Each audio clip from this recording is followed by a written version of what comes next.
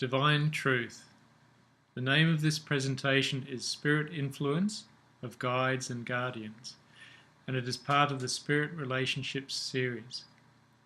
It was presented in East Sussex, England, on the 14th of February 2012.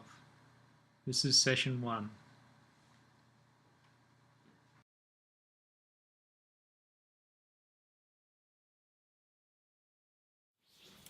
So how are you? It's a bit coolish in here tonight.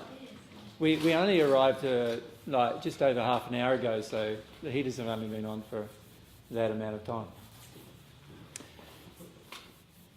Now it's been 2 weeks or so, just a bit over 2 weeks, maybe 3 weeks, close to 3 weeks, hasn't it, since I got together with many of you last time. And do you remember the subject matter that I discussed with you last time?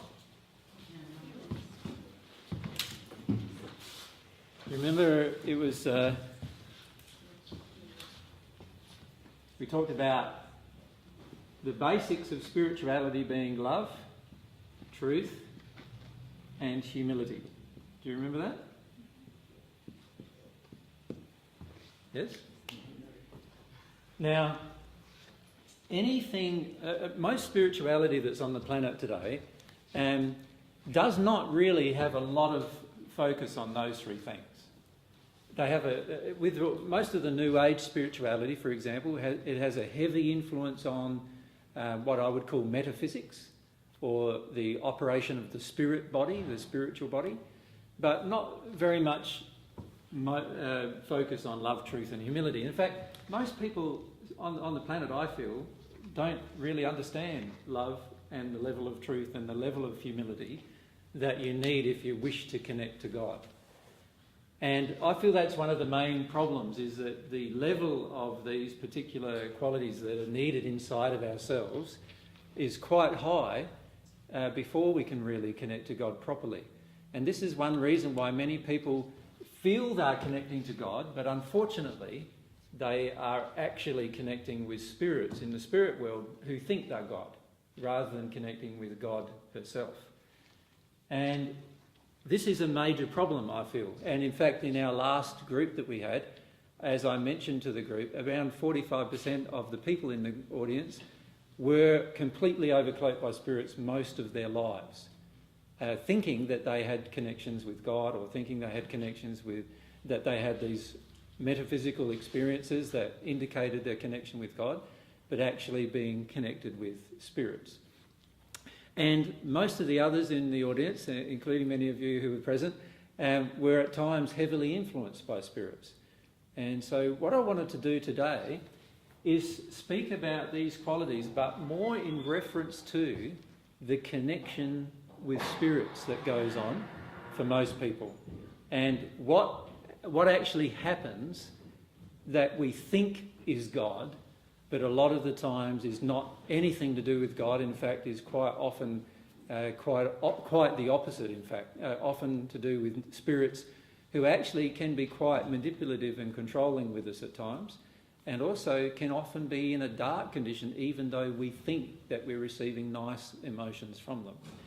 So what I would like to talk to you about today, and I've lost my razor, which I think is in the backpack bag, if I can just...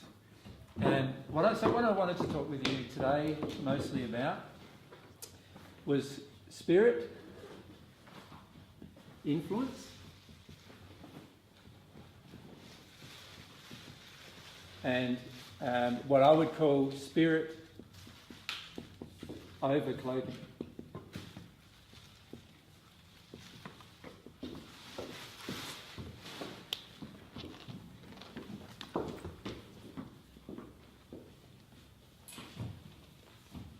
Now, here in England, historically, there has been a very, very strong connection with spirits. And back in, even all the way through the Dark Ages here in England, there was a very strong connection with spirits and oftentimes these people who would connect to spirits were called witches, or they'd be involved in Wiccan and those kind of things. And it was a generally acceptable thing in society until Christianity started to really put a firm hold on what is allowable when it comes to connecting with spirits. And up until that point in time, people here in England quite easily connected with spirits. Many people quite easily connected with spirits, most of the society. And for that reason, there was a very low, in many societies, this is not the case, but in the English society, there is quite a strong openness to spirit influence and also spirit overcloaking and spirit communication generally.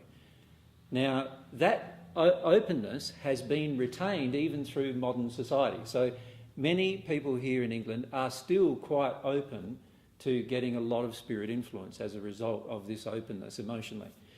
Now, in some other societies which have been suppressed for centuries along the lines of, the idea that spirit communication is always bad and so forth, those kind of societies have far more suppression of interactions with spirits, and as a result of that, often spirit interaction is viewed or classified as evil or bad, demonic, and because it's given those labels, the problem is for many of those societies is they try to disconnect from spiritual influence at all. And then with the onset of modern science, there is also a disconnection occurring through modern science in the general population to mistrust any spiritual-based experiences. And that happened particularly all the way through, a lot of the way through the second half of the 20th century, where there was this disconnection occurring. But even though all of those pressures were upon the people generally on the planet, and also upon those of you in England, the reality is there is still an openness here that is more open than many other countries towards spirit communication. Now, the problem for many people is that here in England, I feel, is that many people do not realise that they're actually communicating with spirits when they are. And if I can give you some ideas about how that actually occurs, about what's actually going on, and then maybe if you wish you can ask about your own personal situation and your own situation with different experiences you've had, and we can talk about the truth of those particular experiences rather than, and it probably will not be what you believe the truth to be currently. And this is where I feel if we go back to the basic principles, which are love, truth and humility, many times when it comes to spirit interactions, we are very resistive to receiving truth, and there is some very powerful reasons why. One very powerful reason why is because the spirit who is with you often does not wish you to know the truth, because while you don't know the truth, they have a stronger bond with you. And we'll illustrate how that occurs in a minute.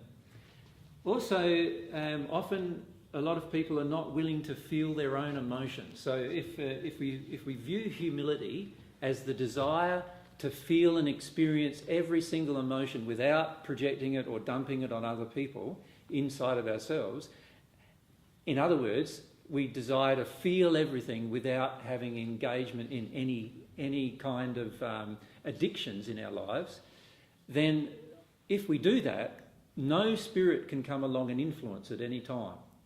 But for most of us, we have some heavy addictions in our lives, and most of our addictions are not like smoking or drinking or those kind of substance abuse type addictions, but rather most of our addictions are emotional in nature.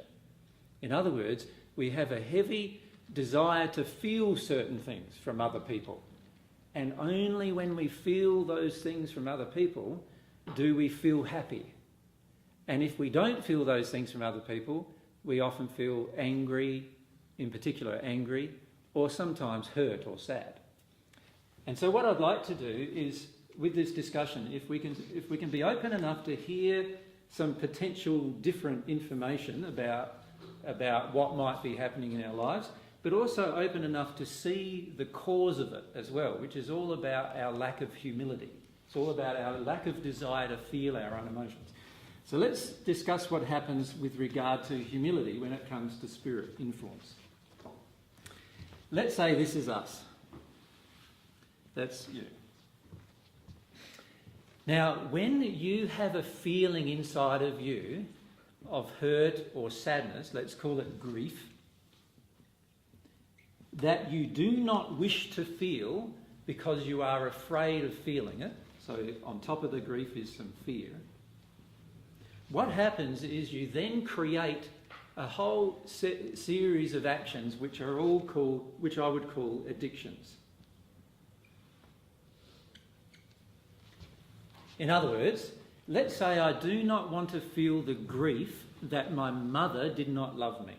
So let's say I had a feeling inside of me that my mother did not love me, and I did not wish to feel the grief of that because it just feels too bad to feel. That's my feeling. It's just too bad to feel.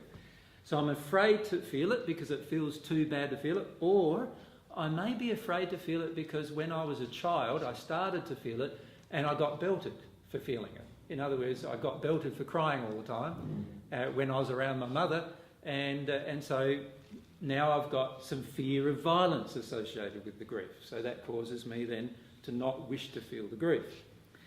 If that's the case, then I'll go into this addiction of wanting love from women. Does that make sense? Because I can't feel the grief that I was never loved by women, and I'm afraid of feeling that grief for whatever reasons occurred in my life. So now I'll want love from women. So that emotion of wanting love from women is coming out of me. Right? Now, for many, there is also some additional feelings that come out of us, and that is we realise that in the past, in our interactions with women, the way we got love from women might have been by doing what they want. So what we do whenever we're around a woman, we automatically start doing what she wants. And then we get the approval from the woman, and that feels like love.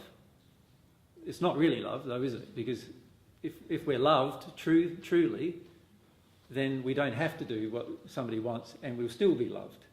Right? So it's not real love, but it's what we believe is love because we're afraid to face the grief that's inside of us about a lack of love. Does that make sense? Now, these addictions in particular, which are emotional, so they're emotional in nature, come out of us all the time. No matter with who we interact with, what we're doing, anything that we're not letting go of or grieving and releasing is going to end up being carried around with us as a desire for other people to satisfy. In psychological circles, they call that codependency, right? Where you have something inside of you that you need and the other person fulfills this need, and then they have something inside them that they need and you fulfill their need, and now there's a bond that the both of you have together, a strong bond. If the needs are very high and the fulfilment of those needs are very high, then it's going to be a very strong bond. If the needs are quite low and the fulfilment of the need is quite low, then it's going to be a very weak bond, but a bond nonetheless. And the only time that we're not going to have a bond is when none of our addictions are getting met. And when none of our addictions get met, what we feel is usually an emotion. So whenever our addictions don't get met, the emotion that we normally feel, so I'll put this as not met, the emotion we normally feel is anger. And this is why some people, you can just look at them and feel angry. Because out of their soul, there is no satisfaction of any of your addictions. Does it make sense to everyone? And so just even looking at them makes you angry.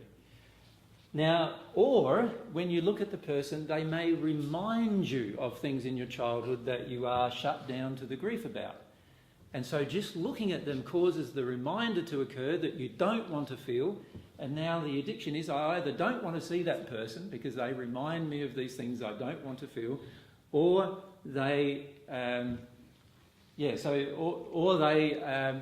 are the kind of person that just does the thing that we don't want to feel all the time, and so we feel upset with them or we feel angry with them. Every single time an addiction is not met, the result will be anger. So if you find yourself getting angry at any time, no matter what you're doing, it's always the result of an addiction not being met. An addiction remember, which covers over your fear. And the fear, of course, covers over the grief that you need to release inside of yourself. Now, how does all of this affect our relationship with spirits? Well, for the majority of people, we have these injuries that are inside of our soul and that surround us constantly, that are coming out of us towards the rest of the world. Now, the rest of the world includes spirits. Right? There are multiple dimensions. Mathematics has proven 13 of them at this point. And all of those dimensions are populated by people who used to live on the earth at some point in time. And all of our emotions, unresolved or resolved, get projected to not only the people we see, to the physical universe, but to the dimensional universes that are all available as well. In other words, all the spirits who used to be living on earth at some point. Now, if any one of those spirits has a corresponding or sympathetic addiction to yourself, then the spirit will automatically be attracted to you. They will automatically enter the barter system with you. They will feel drawn to do it just like a person on earth feels drawn to do it. And in fact, for a spirit, it's a lot easier to be with you than a person on earth, because a spirit can be with you 24/7 or at least all of your awake time while you're on earth. And so while you're awake, the entire time you're on earth, any unresolved grief, which is covered over by any fear, which means that you now have a set of addictions, any addiction will create an attraction to a corresponding codependency in any person around you, whether that person is a physical person who lives on the earth or whether it's a person who has passed, a spirit who has passed over into the spirit world. Does that make sense, everyone? Yeah? So these addictions are just coming out of us. And there's this desire for the satisfaction of them. We just desire them to be satisfied at all times, generally. While we do not feel the grief, the addiction is going to be our primary driving force in our life, getting our addictions met. And we'll only feel happy, or what we view as relatively happy, while they're being met. And the instant they don't get met in some way, we'll be generally instantly angry or hurt angry, where we feel hurt or upset with the person, but it's really an anger-based hurt. And this is the issue we face when we're interacting with spirits. Every single spirit who is with us, or what you would classify or what you have heard of in New Age circles as earthbound spirits, every single spirit who is earthbound like this has an addiction they're still trying to meet. And many of their addictions that they're still trying to meet, some of their addictions are physical in nature. In other words, some of them have a desire to drink still, or some of them have a desire for drugs still, or so forth. But the majority of their addictions are related to the emotions that they feel, that they want satisfied still, that they're not getting satisfied, just like they didn't have them satisfied when they were on earth. Now, if that's what happens, then this addiction that I have is going out to everyone, and the most highly likely person who is going to satisfy the addiction is not going to be necessarily a person on the earth. Does that make sense? It's going to probably be a person who's in the spirit world, who's earthbound, who's surrounding the earth. Now, if that's the case, then we've really got to know, firstly, what our addictions are, and secondly, we've got to ask the question of what spirits are around us and what influence do they have on my life? What kind of influence do they have on my day-to-day choices, my day-to-day decisions, and so forth? Now, some people also, we have many addictions generally. Some people have an addiction for glory, or addiction for attention, addiction for approval, addiction for acceptance, addictions that all of these things were things that weren't met when we were little, weren't looked after when we were little, and so we grow up carrying the grief of that we don't want to feel, and we finish up projecting out to the world, this is what I want you to give me. Does that make sense? So as we get them given, these things get given to us, we then feel satisfaction. We get a feeling of joy. So the other feeling when we get an addiction met, if we point it down in this direction, is a feeling of joy. Right? And that happens when the addiction gets met. So when we meet the addiction, we get a feeling of joy. And when we don't meet the addiction, or somebody around us doesn't meet the addiction, we have a feeling of anger. We usually have one of those two types of responses. Either joy or anger, whether our addiction is either met or not met. Now, can you see that because spirits have the ability to be with us all of our waking life, if we don't recognise our addictions, there's a high likelihood that they'll be trying to give us the feeling of joy all the time through their interaction with us permanently.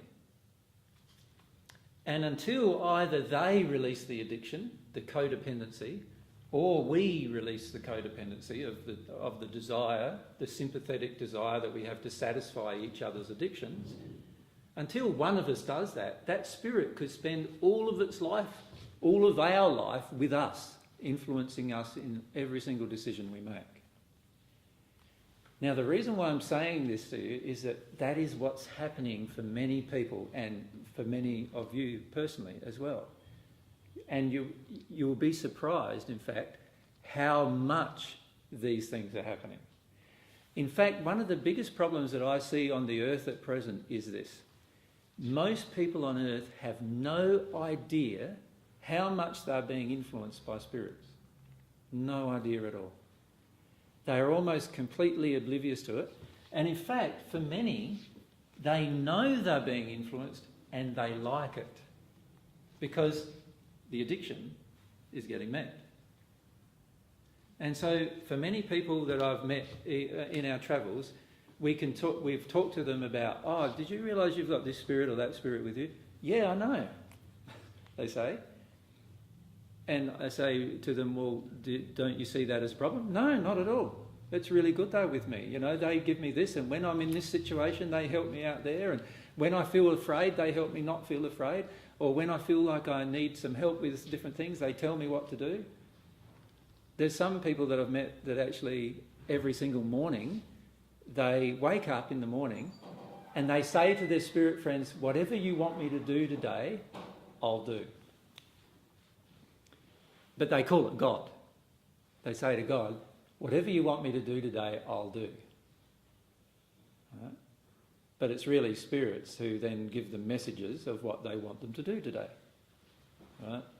So, and Mary, you wanted to ask if you just remember that. So I wanted to ask two things, babe. Yep. Why wouldn't God comply with our desire to be told what to do in a day? Because our desire to be told what to do is an addiction.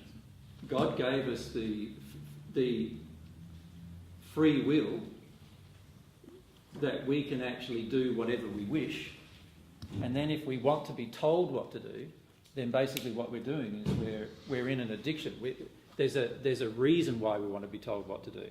And usually that reason has a lot to do with, I don't want to take responsibility for anything I choose to do today, so you tell me what to do, and then I get away with having to take responsibility. And another reason could be that I'm feeling very confused in my life, and I feel terrible about the confusion. I don't want to feel the confusion, and so I get a spirit to tell me what to do, and then I don't feel confused anymore. So it gets me over another emotion. So many times what we feel are our spiritual practices and good things in our life are actually feeding addictions and keeping us away from God. Yes, and that's the point.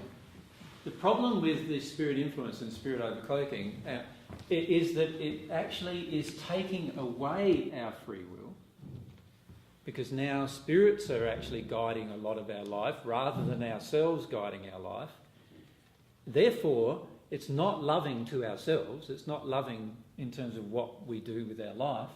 And then in addition, it's just meeting addictions that we're trying to avoid. And remember, every time we avoid our grief, we're not being humble. And remember that humility was a primary emotion we need to connect to God. So all of these things are linked with each other.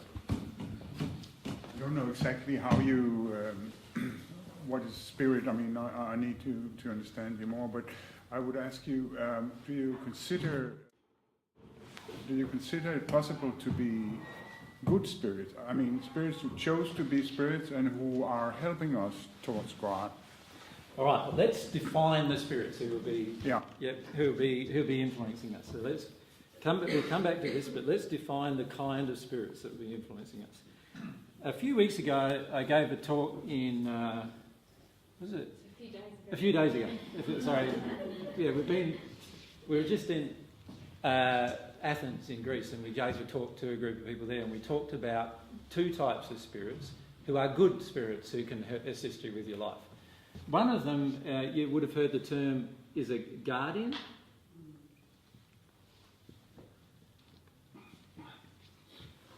Now, a guardian spirit is a spirit who's always in a higher condition of love than you are, who is assigned to you by God in order to protect your life as much as possible within the framework of God's laws.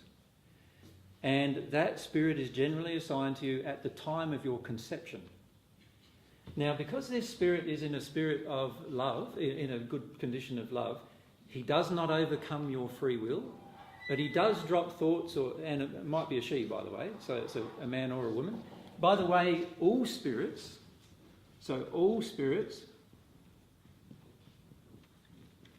are people who lived on earth.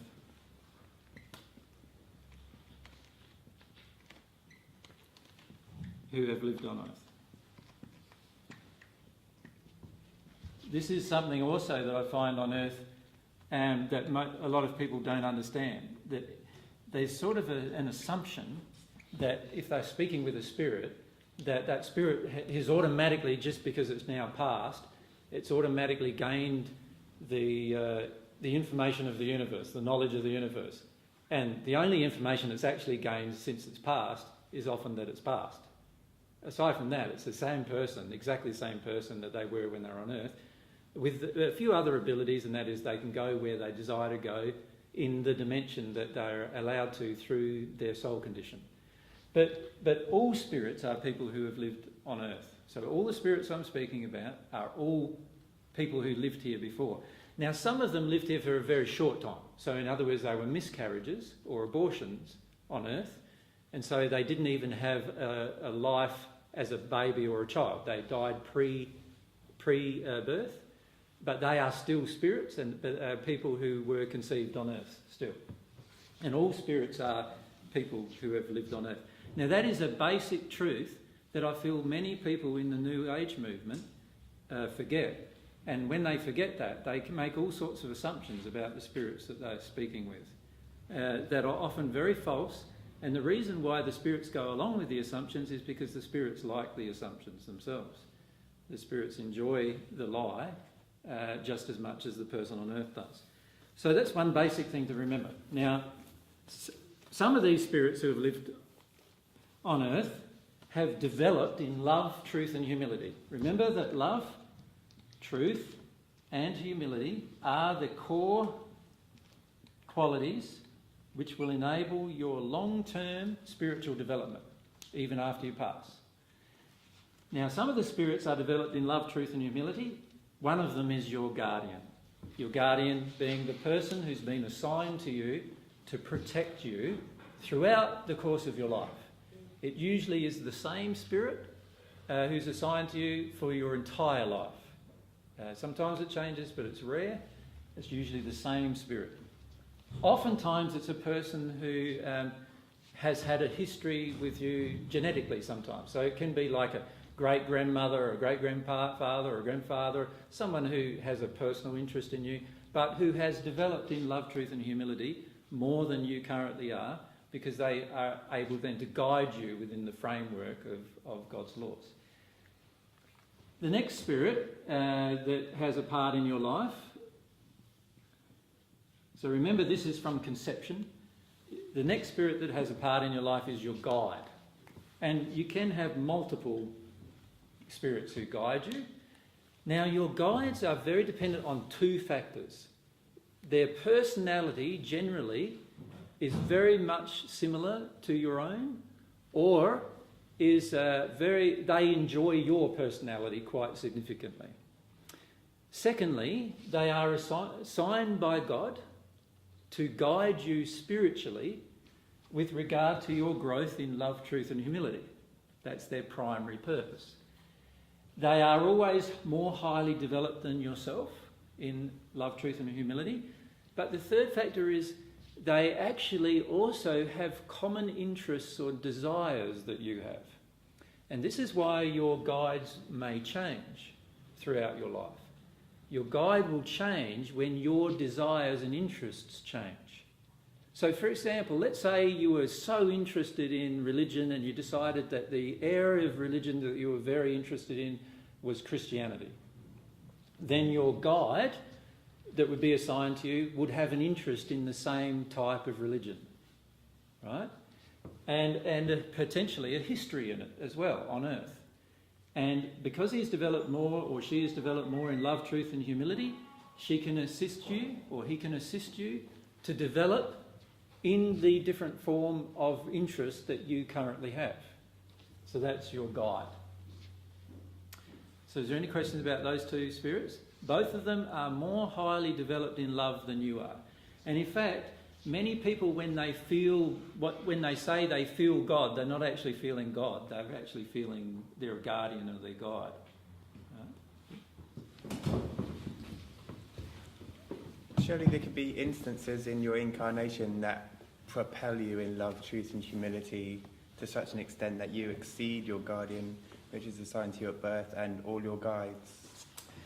And you generally don't exceed your guardian because his primary, or her primary role is to try to protect your physical life. So it's rare for a person to not have that person with them. And even when the person on earth develops fully on earth and becomes at one with God, the guardian may still be around them anyway, more as a friend, because they've been with them all their life anyway and they enjoy their company. With your guide, what you said is especially true. If you can, on earth, exceed the development of your guide, because at times it's easier sometimes to progress on earth in love, truth and humility under certain circumstances. And with those certain circumstances, the guides don't have those particular circumstances, and so what will happen is the guide will swap. In other words, there will be a person who's even more developed in love than your guide that will then change over the role of guiding you to help you further. So that's the general case with those particular spirits. Yeah. Perry, and then yeah, if God has no fear, why does she assign us a guardian to keep us safe if we're always safe, I guess, in God's eyes? Well, God certainly has no fear, but we often do. And the problem with our fear is that it's the primary thing that prevents us from connecting to God.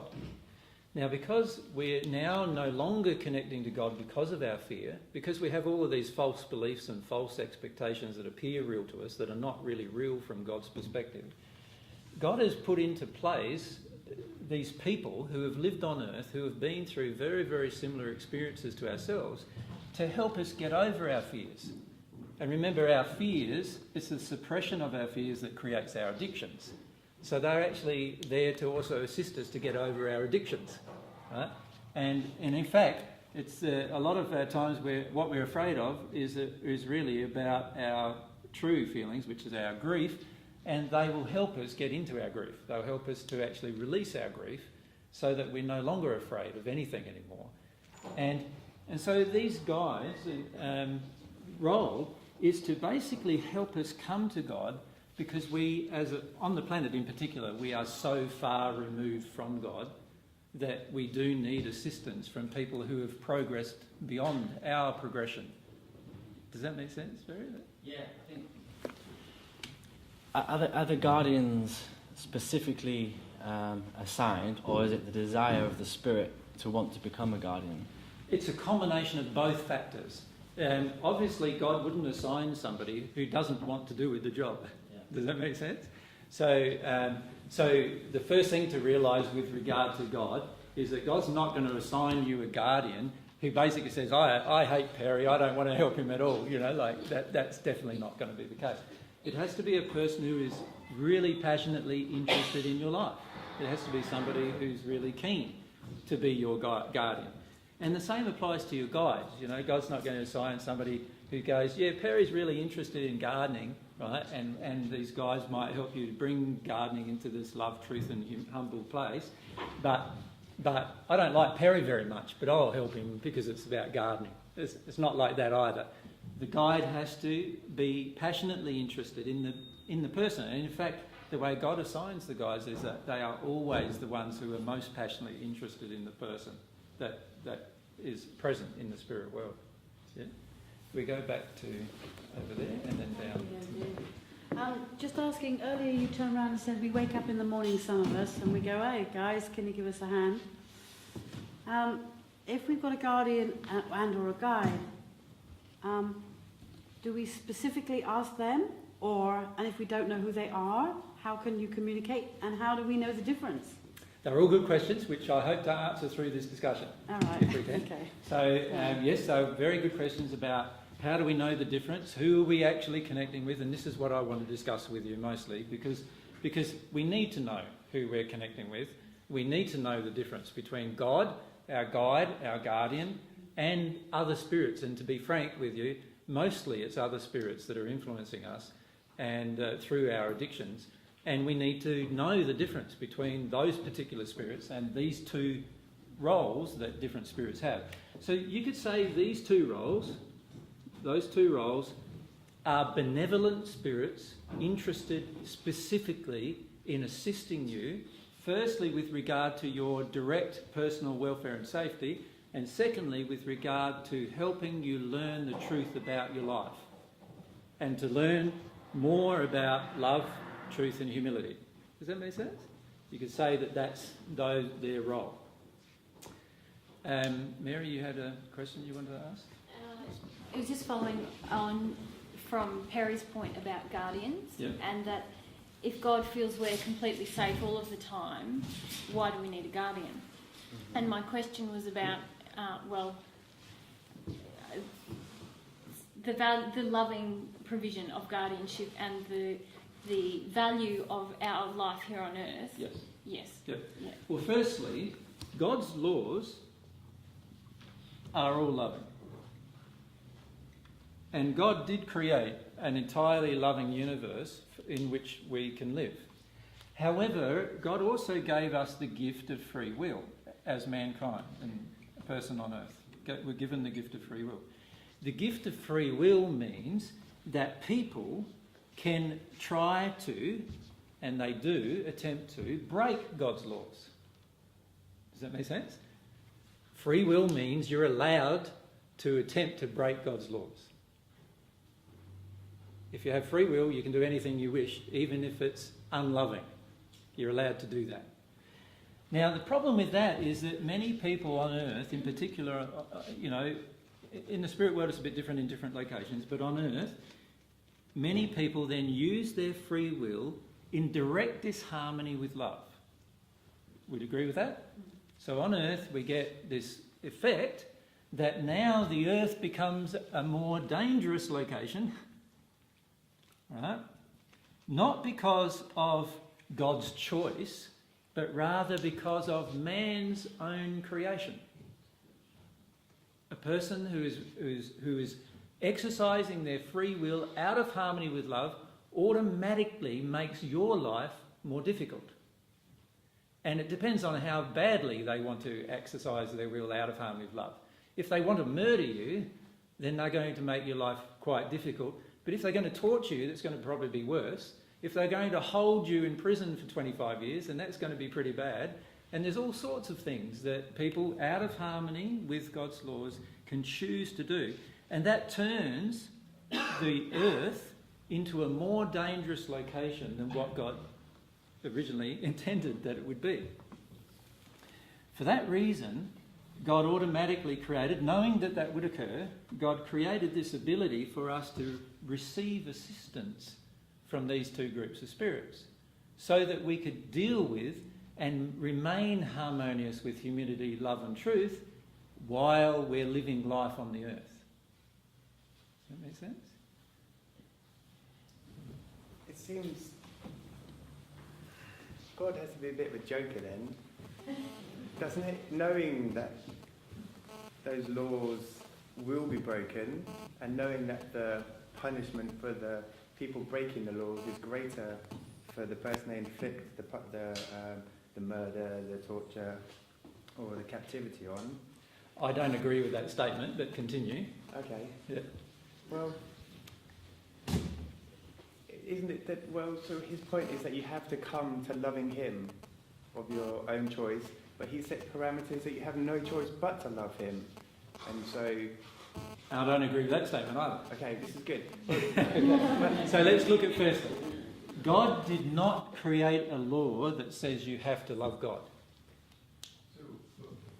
Love. So in other words, God gives you the free will to love God if you choose to do so. But you get turmoil and... No. There are people in the spirit world, in the sixth dimension of the spirit world, who do not love God and have a life that is completely peaceful and without turmoil at all. Oh wow, I didn't know that. And in fact, on earth, we have the capacity to live on earth completely without God, but still have a life of peace. We do have that capacity. But you have to have a truth, love and humility to find peace? Well, no, you really primarily need the quality of love, don't you? So if everyone on earth... That's the love of God. Well, even if it wasn't, let's separate the two loves. Can you do that? Sorry? Can you do that? Yes, you can, because one love comes from within you towards another person. But everything is God, so whatever you love, you're loving God. Yeah, I don't agree that everything is God. Okay, Yeah. cool. So, yeah, I feel there's quite a few misconceptions in New Age theology that cause us to then make a lot of assumptions that are often very incorrect and therefore don't make any sense. So there's things in the universe that's outside of God, is there? Yes, all of man's Outside of God's creations control? out of harmony with love are outside of God. Automatically. Oh, really? So there's Yeah. more creations on the planet that are... Well, let's look at this Opposing God gift of in free God. will for a second. The gift of free will means that you're allowed to create things outside of what God would wish you to create. Does that make sense? Sure. That's free will. The true gift of free will is that you can choose to do anything you wish, which means you can even choose to deny God. And God will still allow you to survive, and God will still give you the rain and give you the sunshine and give you food and give you pleasure and so forth, even if you choose to do so. So God did not make a law that we have to love God. Does that make sense? But the truth equals truth, love and humility, and in that understanding you fall into an awe-inspired state of there being something greater than self, God, and you have such love and respect for God. So I agree with that statement, but bear in mind that a lot of people on earth are not in a state of truth. And they're getting punished, and a lot of people on earth are suffering because they're not in that state. And I believe talks like yours. Yeah, I don't feel they're getting punished. I feel that you is need to the- get out and see. Do you not? I No. think a lot of people are suffering because People are they're- suffering, but I don't call that punishment. Okay, sorry. Okay, well, look, God's making people suffer until they acknowledge His existence and love Him. No, suffering is something of mankind's creation. Outside of God's This is permission? something that people on earth, and we're getting a bit off the subject, Sorry. but people on earth, and I don't want to stay on because this is a whole subject in itself. Sure. But people on earth believe that suffering is to do with punishment, and these are part of the false beliefs that many of us on earth believe, but are nothing to do with the truth. The reality is that suffering is the result of us not loving. So as soon as we don't love, we will suffer automatically, not because of being punished, but because the natural result of a lack of love is suffering. Okay, well that's semantics. So you're saying if you don't love God, you'll suffer.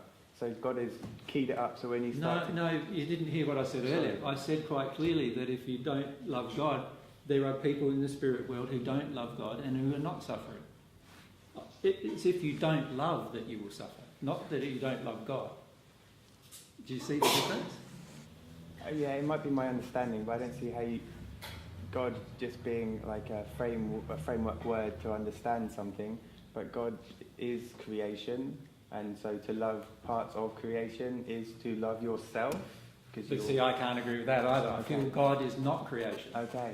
God created creation. Okay. Creation is an attribute or a characteristic of God, but not God herself.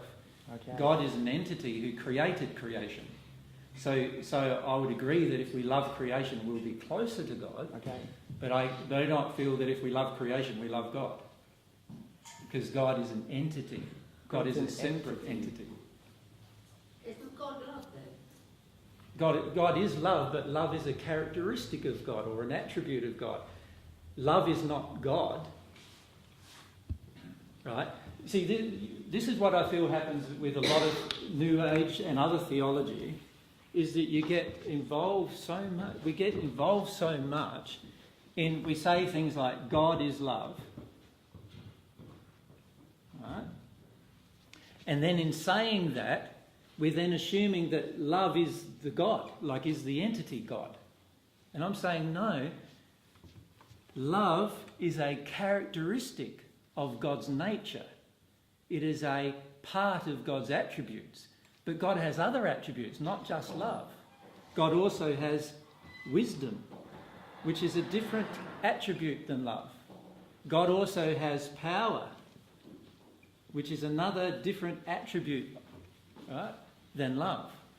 So God has many attributes, literally millions that I've personally come to see, of attributes that describe God's nature, but God is the entity that has these attributes.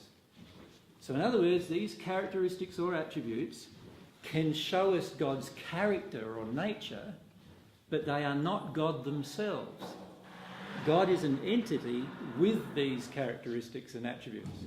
Now, if I can liken that to yourself, I could make the statement, you are love.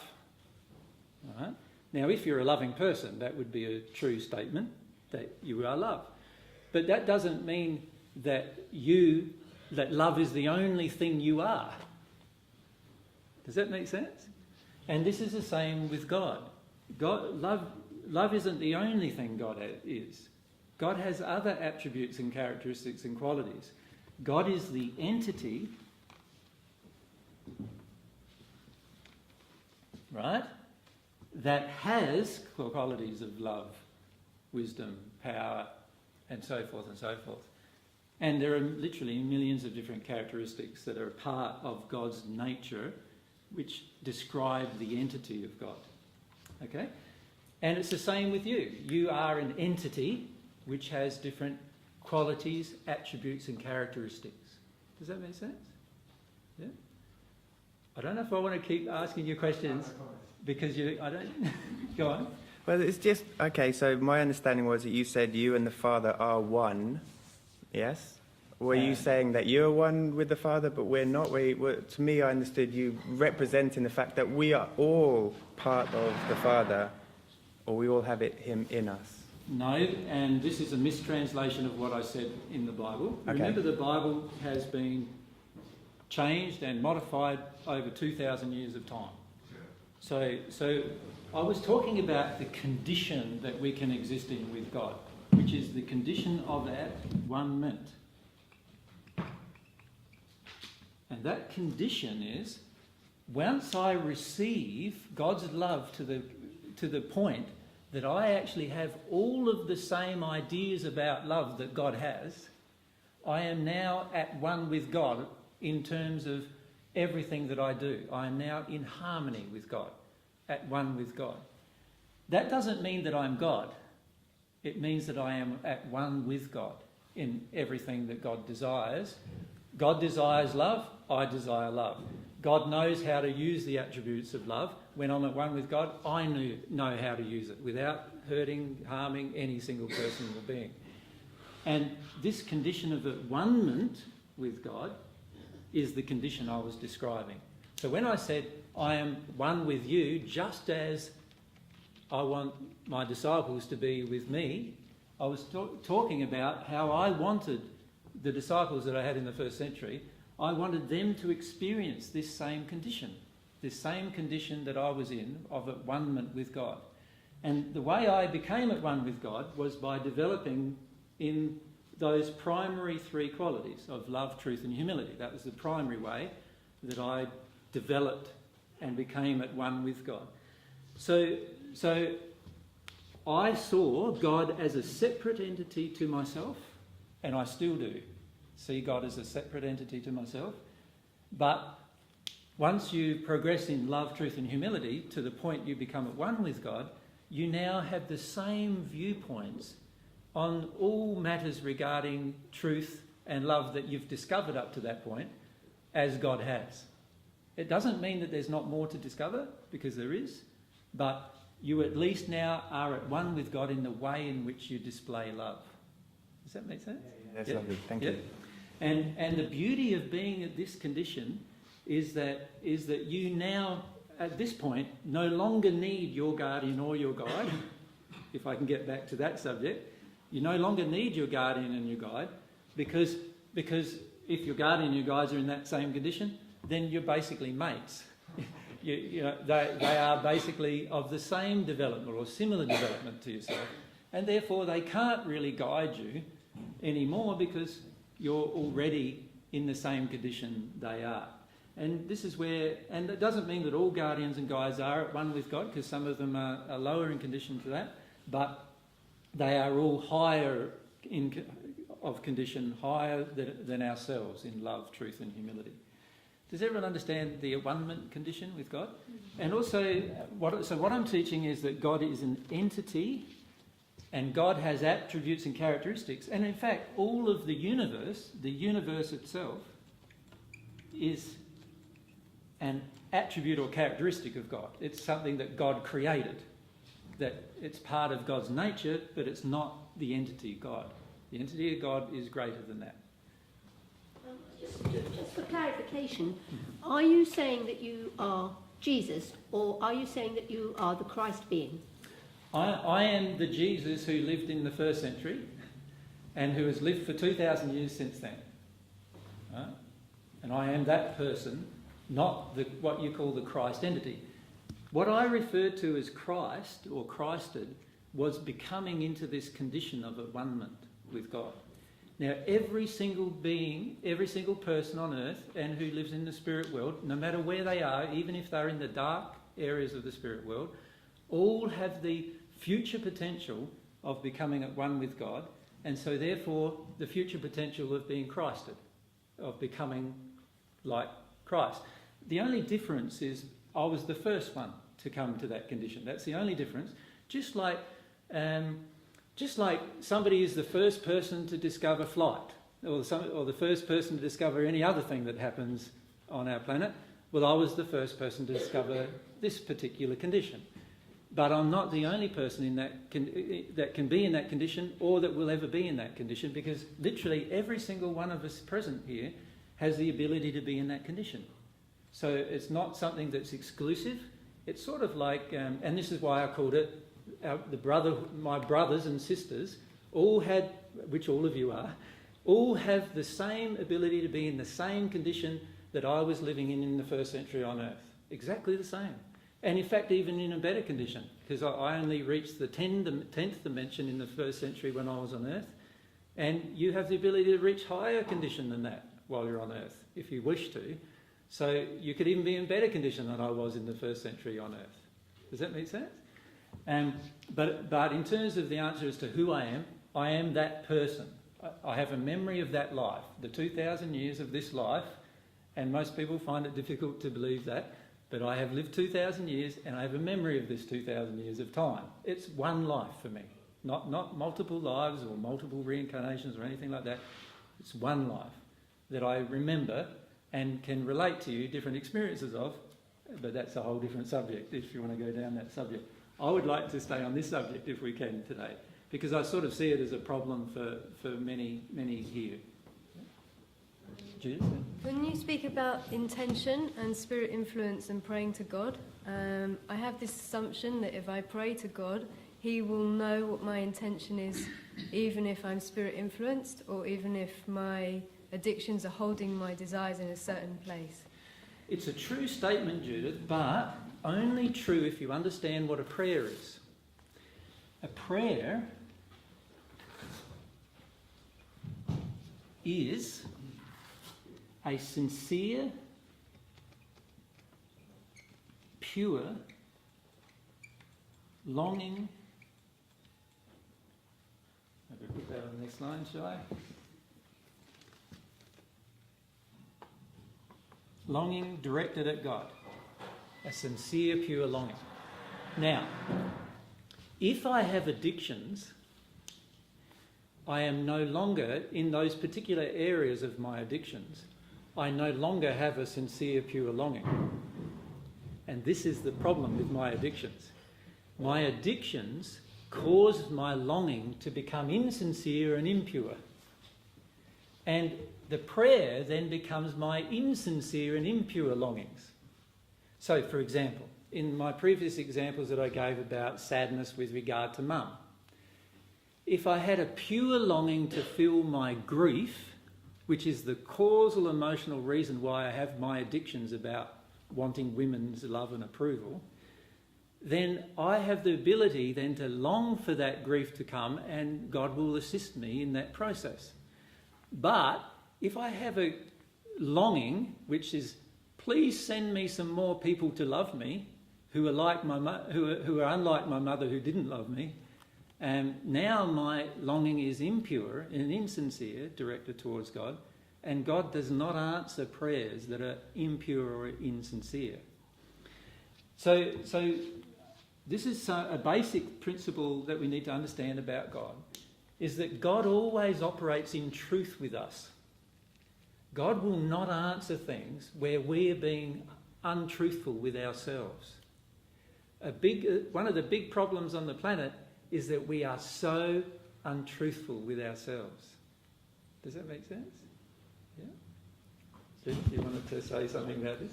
Yeah, in terms of the relationship with God, because sometimes the prayer doesn't necessarily have, oh, could this happen or that happen? It's more about even a prayer of desire to be connected to God. Surely that can be influenced if you're saying then you're only accessing Well, let me give you an illustration of that longing. Dimensions. We could have a longing to be connected to God, and we think we have a longing, but the only reason why we have the longing is because we want God to give us something. Now, that would then become an impure longing. Do you see the difference? So the problem that we face, all of us face, is that when we pray, we have to make sure that we are sincere and pure. Our motivation and intention is pure when we pray. Motivations and intentions that are pure reach God. Motivations and intentions that are not pure don't go anywhere outside of our addictions and do not reach God. But they reach a lot of other people, mostly spirits who are surrounding us. And that's the problem that we face. Unless we are sincere and pure about things with our longing, then we are not really praying to God.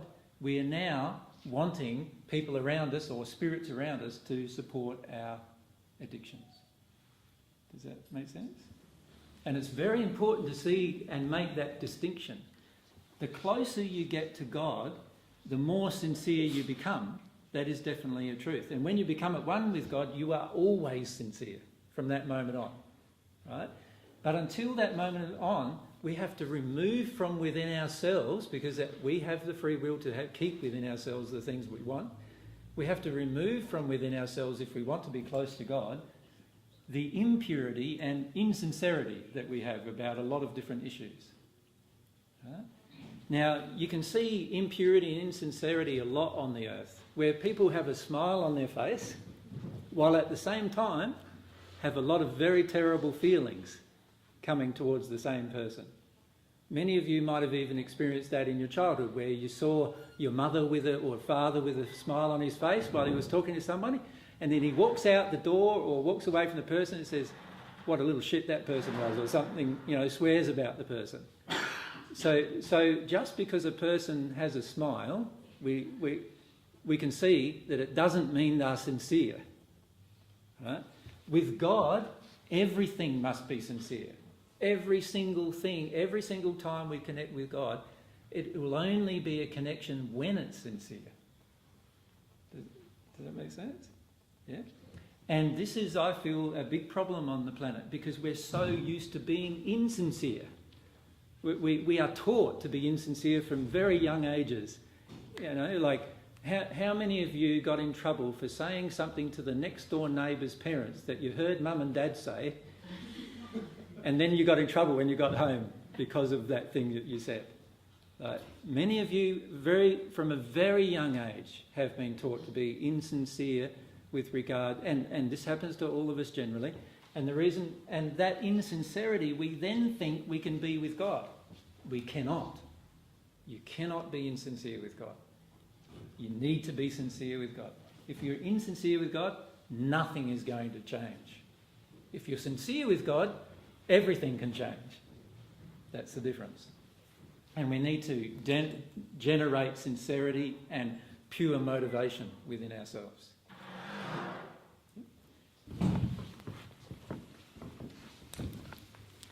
And it's about God, your love, and the people. And the good, and have the people. And about God, and about Jesus, the God, the Mary. And about God, connected, the people, the Mother Earth, and to help people, to not stop.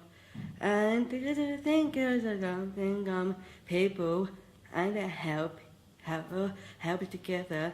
Don't be worried. Put it in the funny.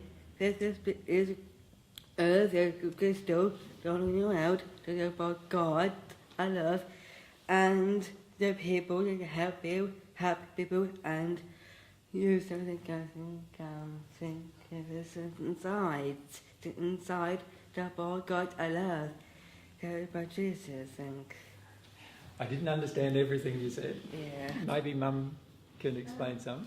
I think you said that Jesus and Mary were helping people to connect to God, and that we need to feel God's love inside us. Yes, Yeah. that is dead right.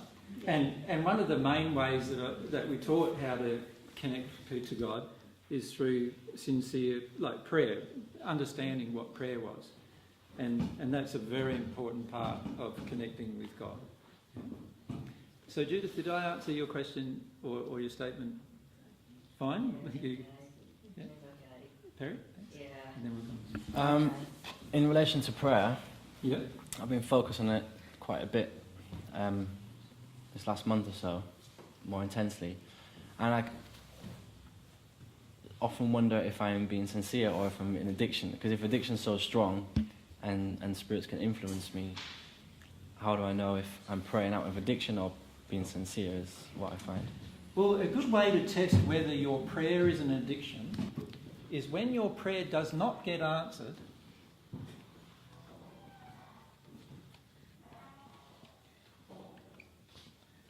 what do you feel?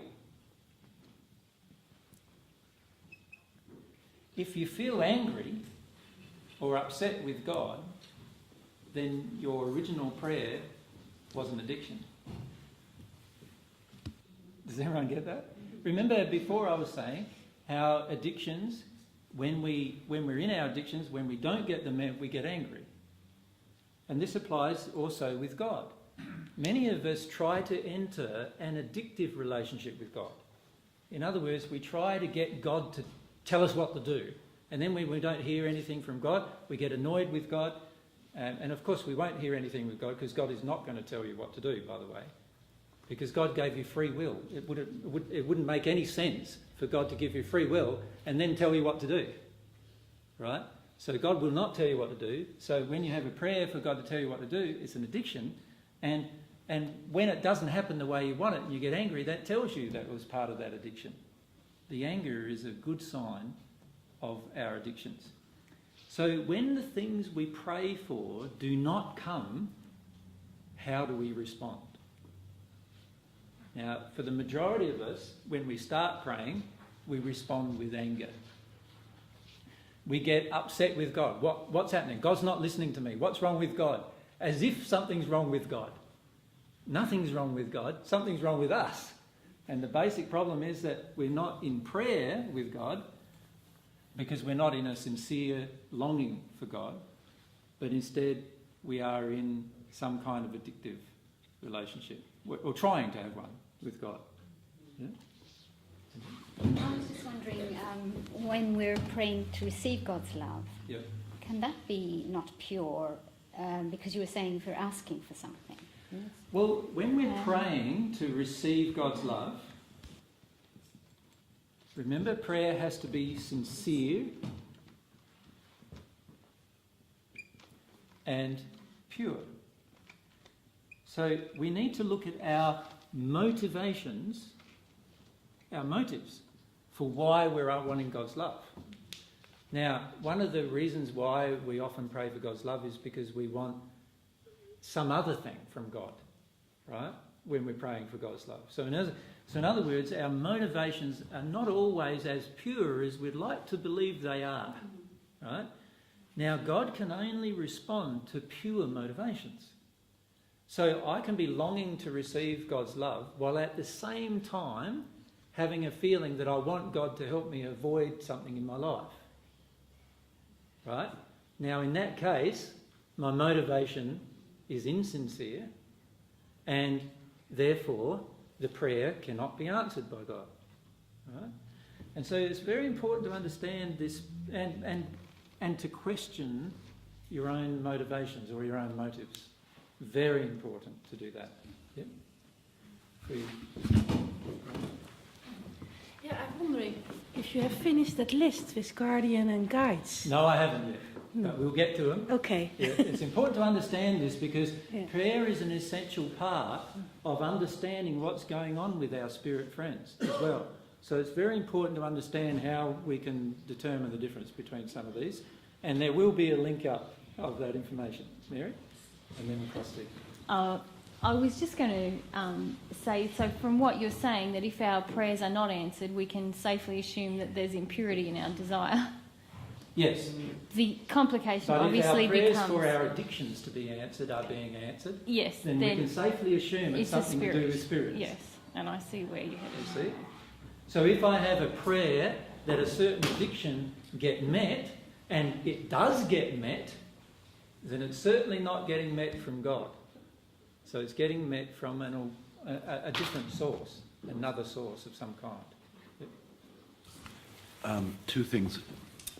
One, because I've seen some stuff of yours on the Yep. YouTube last year, but I haven't got quite your conception of God entirely, and God's a consciousness of the infinite number of beings that exist. Yes. You know, what is the... Because we're talking that it's very easy to have a sort of direct... Yes, Yeah, it is. and I'd just like you to talk a little bit about that. And the other question is, you're talking about prayer, and thy will be done as one of the central prayers that came down from... how does that relate to free will? Well, in the terms prayer, of... thy will be done, I never stated myself. Okay. And I actually disagree with completely, because God doesn't want God's will to be done. God created you to have your will, for you to embrace your will. That's why the gift of free will was given to you. So the whole statement, thy will be done, was more made collectively than individually as well, as far as I understand it. I never made the statement, but the people who made the statement after I lived on earth, who then incorporated it into the Bible, their belief of it was that they knew through my teachings on earth at the time that God, through these teachings, had created dimensional existences in the spirit world, which I called the celestial heavens. And I refer to that as the kingdom of God, God's kingdom.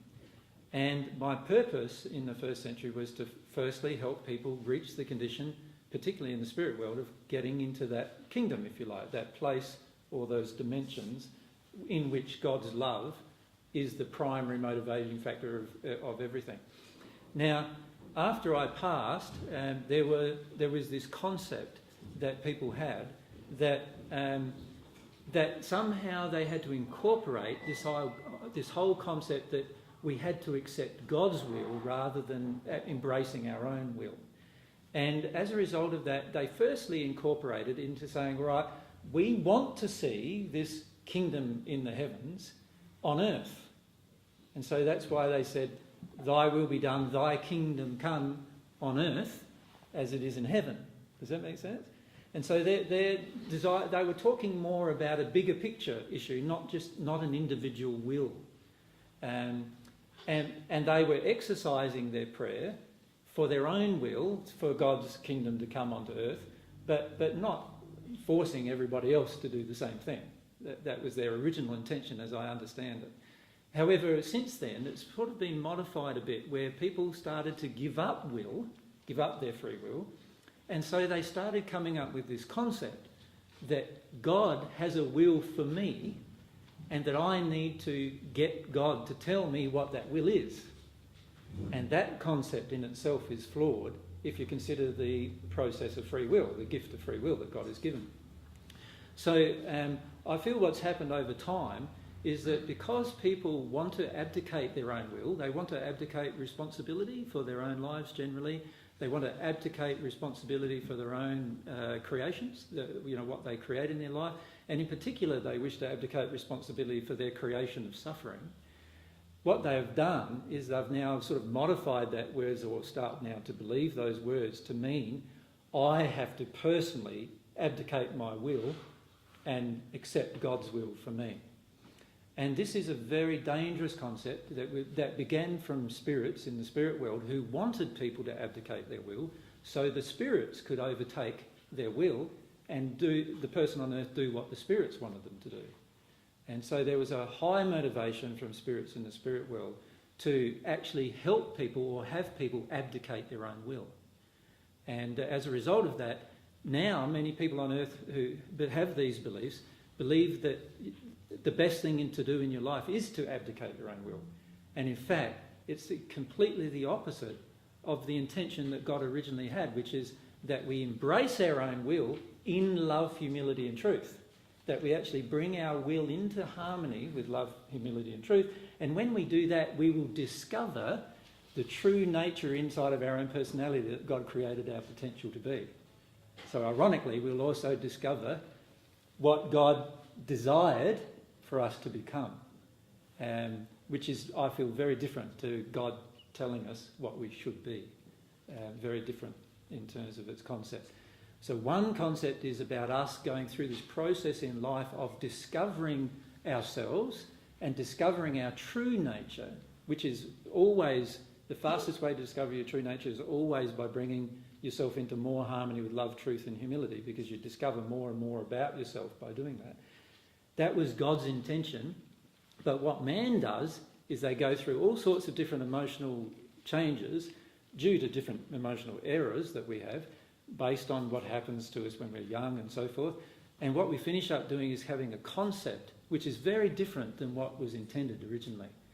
And the people who wrote those words in the Bible, for example, originally started out with one concept, but it finished up getting modified and modified to the point where now most Christians in particular believe that the best thing to do is abdicate your will and accept God's will for you.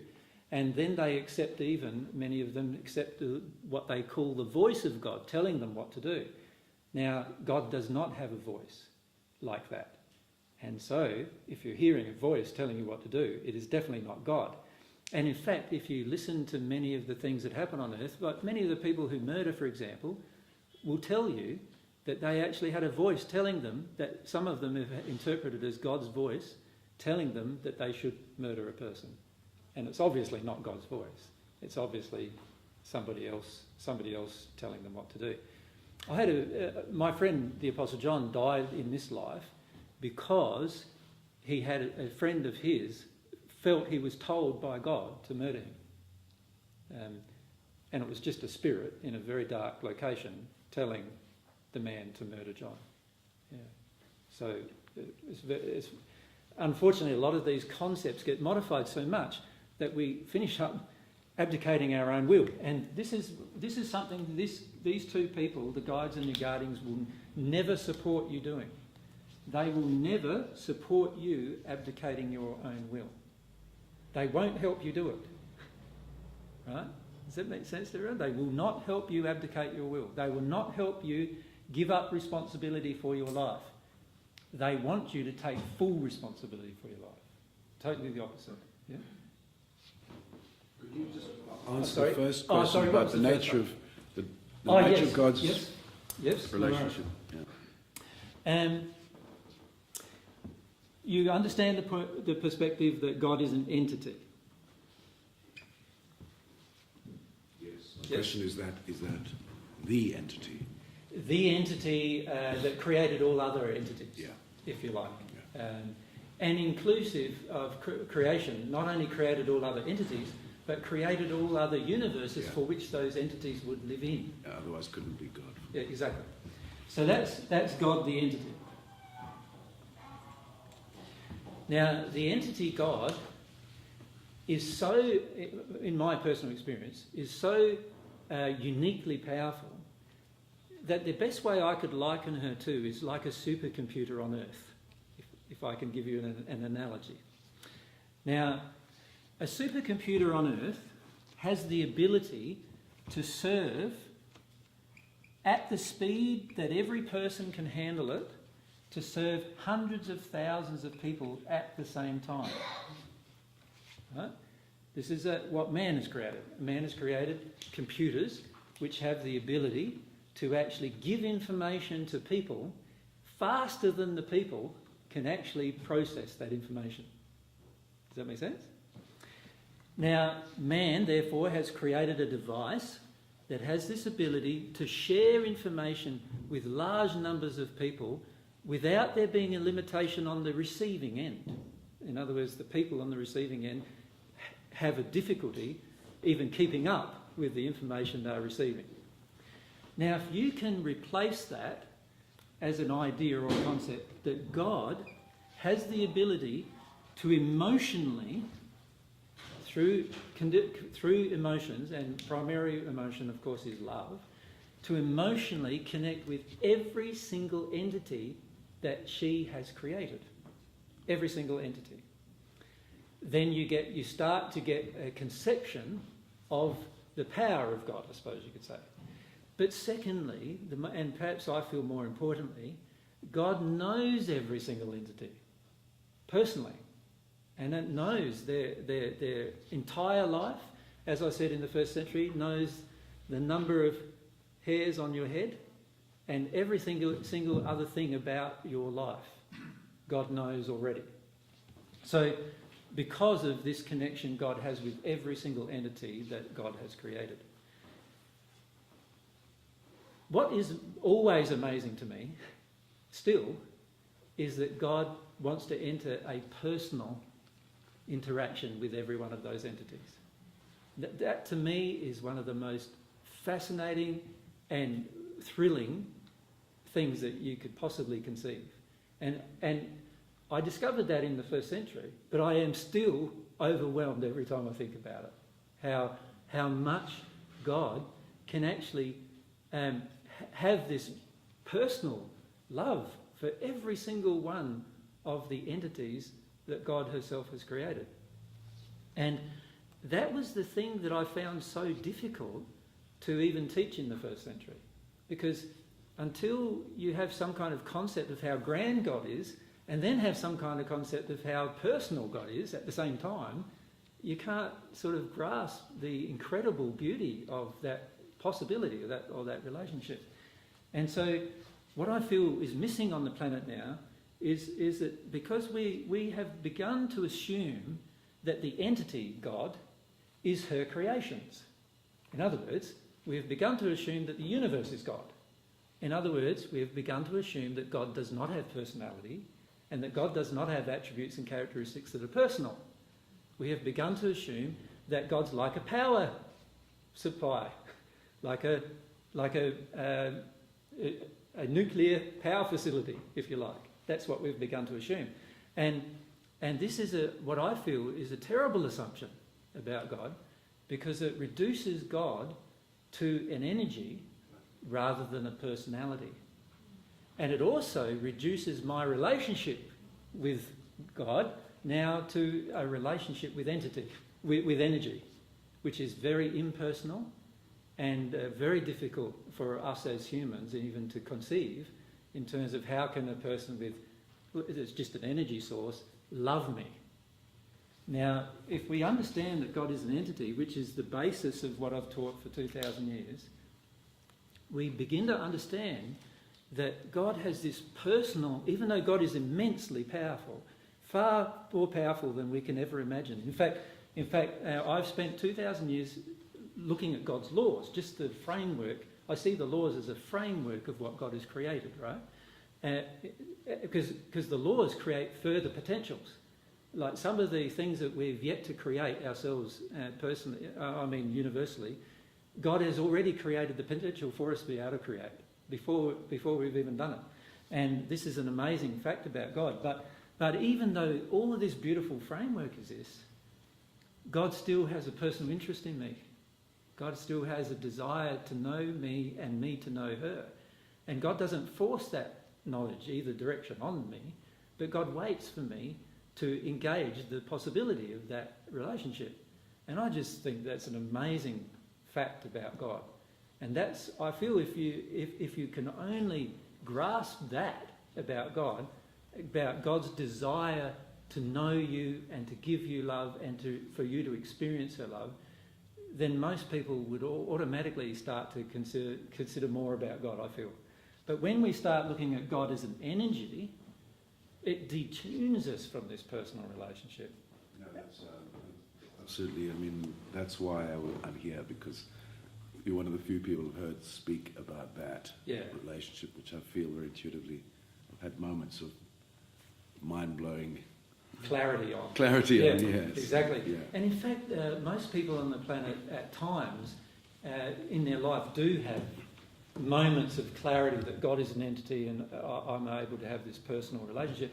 But the problem is we have so much misinformation on the planet that we then go into doubt because we hear this other information, and then after a while the ability for us to have this relationship then gets clouded by the false information that we're presented with. Whereas the entity God, who loves us deeply but also has this immense power at the same time, and therefore has the ability to completely interact with every individual entity she has created. And in fact, she would never have created any entity that she was not able to have a personal relationship with, if you think about what love would do. So it's a bit like you as a parent, if you really love your children, you would not create more children than you can love. Right? And that's the same with God. God hasn't created more children than she can love. And when you understand that about God, then you can start to have some really strong emotions with God that can bring you this love and this relationship that you'll find continually overwhelm you through the rest of your life and existence, which is what I find all the time. Like, I'm always overwhelmed by God, basically. Yeah. Going back to prayer, then. Yes? If God knows every single hair on the head, yes, he would understand whether we're being sincere or not. Exactly. Then. And then she would also understand that we have our limitations and that we're possibly either spiritually intruded or whatever. Yes. So, although going back to what Judith said earlier, if there is a sincerity inside, then he will recognise that, and the prayer could then be pure and sincere. Exactly. God automatically understands when we have sincere, pure desires, because God feels us at every moment. So the instant we have an emotion, a feeling, in fact, towards God that is pure, God's already responding to it. God already knew, in fact, that we would have that at that particular moment, and is already responding. And it's amazing when you live in the spirit world, seeing how a lot of things in the spirit world, particularly with regards to guardians and guides, happen because of the longing of a person that they've not had yet on the earth. in the sense that God even knows they're going to have the longing and has the guide or guardian ready for the person, ready for them to have the longing at the right time. That's how incredibly in tune God is with all of her creations. So it's a beautiful thing. But can I just address one part of your question? Don't assume that you have limitations. You see, what often happens on earth is in the first century, I described this quite frequently as well. I'm going to write this word on the board. Most people don't like it. Sin, right? Now, in the first century, I described to people that sin was missing the mark of love. So in other words, every time we are not acting purely in love, we are sinning. We are missing the mark of love. Right? And that was the underlying Greek word that I used that allowed this description of sin. Now, we can sin accidentally or purposefully. Would you not agree? In other words, we could miss the mark of love only because we did not know what love was. Or we can know what love was or know what the loving thing is and miss the mark of love. So in other words, sin has two possible connotations.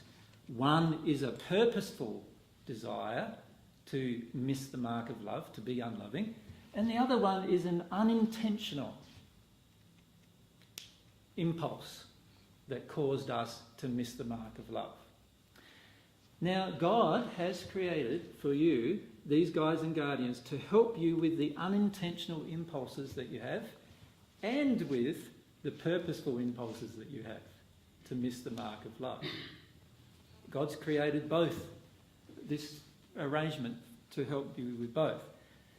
But can you understand that when we're intentional, when we show intent to be unloving, can you agree with me that that demonstrates a worse condition in terms of a love than if we have an unintentional mistake? Can you see that? So if somebody... So in our culture, in our society, there's a few things you can do that might kill a person. Like you might be driving along in a car and something go wrong with your car, you go across the opposite side of the road, have a head-on accident with the car coming, and a person dies as a result of your actions of being in that place at that time. Now, in our society, we call that manslaughter. Basically, in Australian society, we call it that, and ours came from England, so I'm assuming you call that the same here. That is an unintentional thing that occurred on your behalf that created the death of another. Now, can you agree that that is very different than murder, where you have an intentional desire to harm another person and you decide to act upon that desire? But is it even a sin? Sorry? Is it a sin? Remember my definition of sin? So the question was, is it a sin? My definition of sin was any time you missed the mark of love, right? Whether it's unintentional or intentional. However, what I'm saying is, if it's intentional, then it would be a greater sin than if it was unintentional. Does that make sense to everyone? Right? So what I'm saying is, if we have an intent to miss the mark of love, we have an intent to do something that's unloving, then that shows a greater amount of unloving feelings inside of ourselves than if we have no intent, but it happens mistakenly through an action that we've taken. Can I point out, however, that God wants us to, and we have the ability to, eradicate all desire to sin. And what I meant by that in the first century was we have the ability within ourselves to eradicate, and in fact when we receive God's love to one-ment, at the point of one-ment, we will have eradicated all desire to do anything unloving. So by the time we reach at one-ment with God, we can actually be in a condition where we're no longer desiring to do anything unloving in our entire life. We still have free will to do anything we want, but we choose, because of this intent, we choose to never do anything that's unloving. automatically. And that condition is the condition of at-one-ment with God. Just hang a sec. Can you wait for me? Because there's a lady next to you who's had her hand up for some time and I want to ask her. Confused, finding it hard to understand how, if you fully knew God, then why you would have a desire, an intention to do something that wasn't in love. And then I got more confused when you were just saying, were you saying that you can fully know God but not be in at-one-ment with Him? No, to fully know God, you would have to be at some point in at-one-ment with God, yes? And if you were at one with God, then you would never have an intention to sin, ever. And in fact, when you're at one with God, you never even mistakenly sin. Right? Now, mistaken sin, or sin an action that is taken by mistake that is unloving, always comes from underlying emotions that we are needing to heal.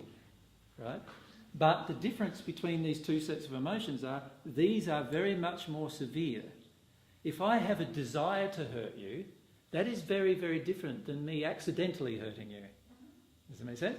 So if I have a desire to go up to Joy and punch her in the arm, and I choose to follow the desire, then that's very, very different than me accidentally swinging my hand around while I was talking and all of a sudden I hit Joy. Is it? I thought I heard you say that you could know God but still make the choice to do something that hurts. No, I'm saying that people on earth think they know God, okay, but often make a choice that's unloving. Like, how many people who feel they have a relationship with God are willing to go to war, for example? Well, that tells me that every one of those people who think they have a relationship with God that have gone to war don't have one with God. Right? Yeah, I heard you wrong. Yeah. Adrian, sorry, it just that you said this when I mentioned limitation, you went, whoa, I want to bring up limitation. Yeah. So are we talking about sin being limitation? Every time we act unlovingly, so or sinning, we are automatically in a space of limitation. But it is of our own choice. Yeah. Right? Now, what I'm saying is there's two types of sin. We have often the intent to sin, or we have just a drawing or a desire that leads us to sin, or a desire that leads us to do something that's unloving. Now, in either case, if we are sincere and pure in our heart, we would want to know why. So if I was driving along the road and I accidentally went across the other side of the road through some action, it might have been I was looking down trying to play with the stereo or something on the car and I'm across the other side, have a head-on with the person, then I would need to look at what caused me to, in that moment, be so distracted that when I'm driving a 2-ton vehicle that potentially can harm another person, that could cause me to be distracted. Now, if I sincerely have a desire to do that, I will actually find the emotion inside of me, the unloving intent inside of me that caused me. And it might have been just selfishness, like I'm annoyed with that channel, so I choose it to another channel, and then that moment, before I know it, something's happened. So I would work through that, right? But that's very, very different than having an intent to hurt somebody, an intent to ram your car into the other person coming in the other direction. Obviously, there's even darker emotions there that would drive such intent. And what I'm saying is that we need to be very careful that we do not say to ourselves, oh, it was just a mistake. When the reality is every mistake we make comes from some kind of unhealed emotion. In the spirit world, in the celestial kingdom, in the kingdom of God that I talked about in the first century, nobody in that world actually makes a mistake. Because they're at one with God, and God doesn't make mistakes. And nobody in that world makes mistakes.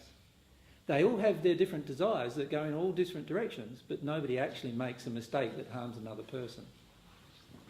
So once we become at one with God, we will be the same. We will not make mistakes that harm other people, ever. And we certainly would never do it with intent, right, once we're at one with God.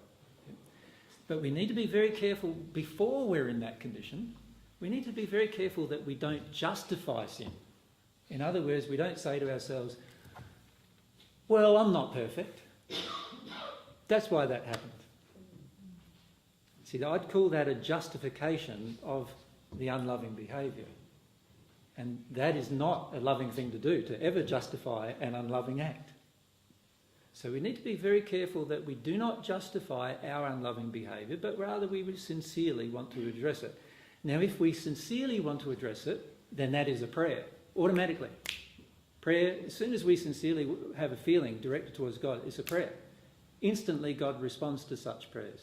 In fact, the reality is that God often is already responding before we even finish the prayer. Right? That is very, very different than me still wanting to hold on to my addiction and then praying. So in other words, not wanting to address the unintentional or intentional way that I've not been loving. So a person who's truly sincere wants to address all the reasons why they're unloving inside of themselves. A person who is truly sincere. A person who is not sincere wants to believe they're being loving when they're not. Wants to believe they're being kind when they're not. Wants to believe they're being compassionate when they're not. And a person in that case, praying or longing for God to assist them in the act, would find that such a prayer is not going to reach very much higher than their own unloving intention. Just hang a sec for the mic to come down. I just want to put that. In the prayer for divine truth, you say we are not the sinful, depraved creatures that others have made us believe. Mm-hmm. Do you mean that we do have sin, but if we go into it with inquiry and compassion and sincerity, then that's not, causing the same persecution or making us feel about it in the same way? Yes, so in the prayer I said we are not the sinful, depraved people.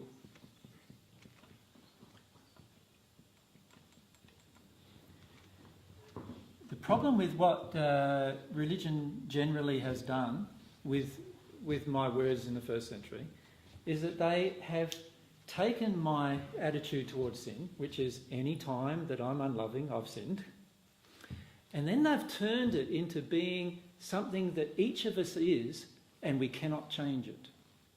So what they've done is they've turned it into being a permanent state. They actually, in fact, many religions have turned it so much permanent that they actually believe we were created sinful. They actually believe that it's impossible for us to not be sinful. And this is a very big error that I feel mankind is in. This belief that we intrinsically are bad and there's nothing we can do about it is one of the worst possible beliefs, because it firstly says that there's no free will, and secondly, it also suggests that we shouldn't have to take responsibility for our condition. If God created us sinful before we began, then how can we ever become anything other than sinful? Right? The reality is that we are not the sinful, depraved creatures that religions teach us. In other words, inbuilt inside of us, there is the capacity to sin, in the sense that we are given free will, and so therefore we have the capacity to use that will unlovingly. Therefore, the capacity, under the definitions that I've given, the capacity to sin. But we are not intrinsically, as an entity, bad. We are not created intrinsically as a sinful, depraved person. It is actions that we take based on different emotions that we've collected from our environment that cause us to take those actions, that cause us to become more sinful or more out of harmony with love. But even for the person, there are many spirits here with us, and even the person who is the most darkest person who's here present with us tonight is not designed to be sinful and depraved. Does that make sense? And that's what I meant by those words in the prayer. So what I meant by the words in the prayer is stop believing that you are intrinsically bad, and start understanding that any choice that we have to sin, or any choice that we have to miss the mark of love, is a choice that we can change. And when we change it, we have the ability to create a totally different person and life as a result of those changes. Does that make sense? Yeah? Okay. Yeah, on that subject, do we then automatically absorb the sins of our parents in conception? As in, the emotions where our parents missed the mark, we also then absorb those same emotions, so then we have that emotion within us. Yes. At conception, yeah. If you understand, so if we just go back to the definition of sin, because I want to make sure that everyone gets the definition of sin rather than the religious definition of sin. So sin is equal to not being loving. Right, that's all it is. Now, if that's the definition of sin, then every time our parents aren't loving, even if it's before we're born, if our parents aren't loving, there is something inside of them that causes them to not be loving. There is an emotion or a feeling or a belief or something inside of them, inside of what I would classify as their soul, right, which causes them to be unloving. Now, if I am in the condition where I am born by two parents, so I have mum and dad, and there's baby me, anything, any attitude, belief, feeling, emotion that is in them cannot but enter me. It has to enter me. Just by association. I'm there, I'm present, and of course I'm going to absorb it. God made our soul with the ability to absorb everything in our environment. And so it's going to absorb the emotions of the parents. Now, this is a very, very powerful thing that God's given us to teach us about love. Because when we as parents see our child reflect our own unloving condition, we now can go, whoa, that's in me. I need to address this. If a person cannot see their own unloving condition reflected in their child, then when will they ever see it?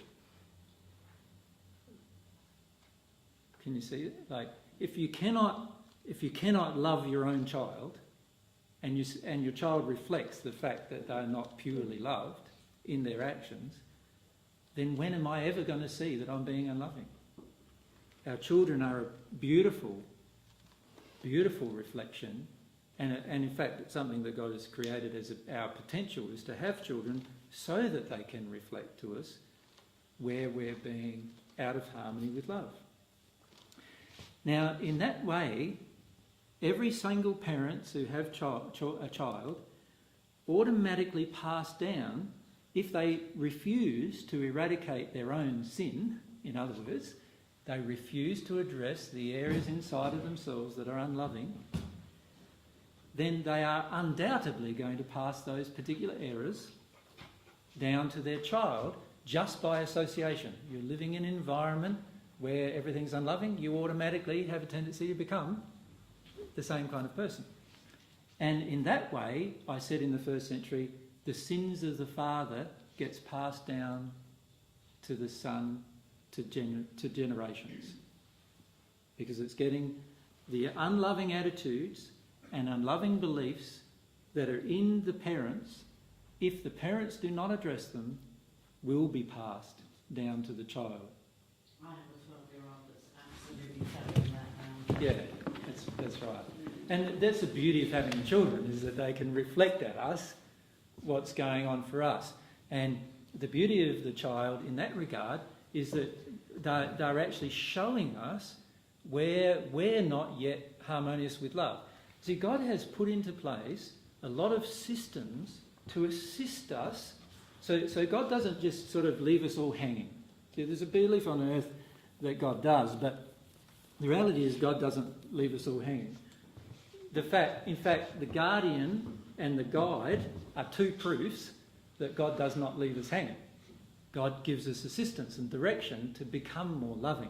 But God has also provided other things. You've heard of the law of attraction. Many of you heard of that, yes? Yep. The law of attraction is another loving provision of God to show us when we're being unloving. Because we will attract the events into our lives that expose the unloving condition. We will also attract beautiful events in our life that expose the beautiful condition. We'll attract both kind of events because that's the way our soul was created. But also children are a great way to help us, because the provision of children is such that our children reflect our own unloving condition. And so we can look at ourselves and we can examine ourselves whenever our children are out of harmony with love.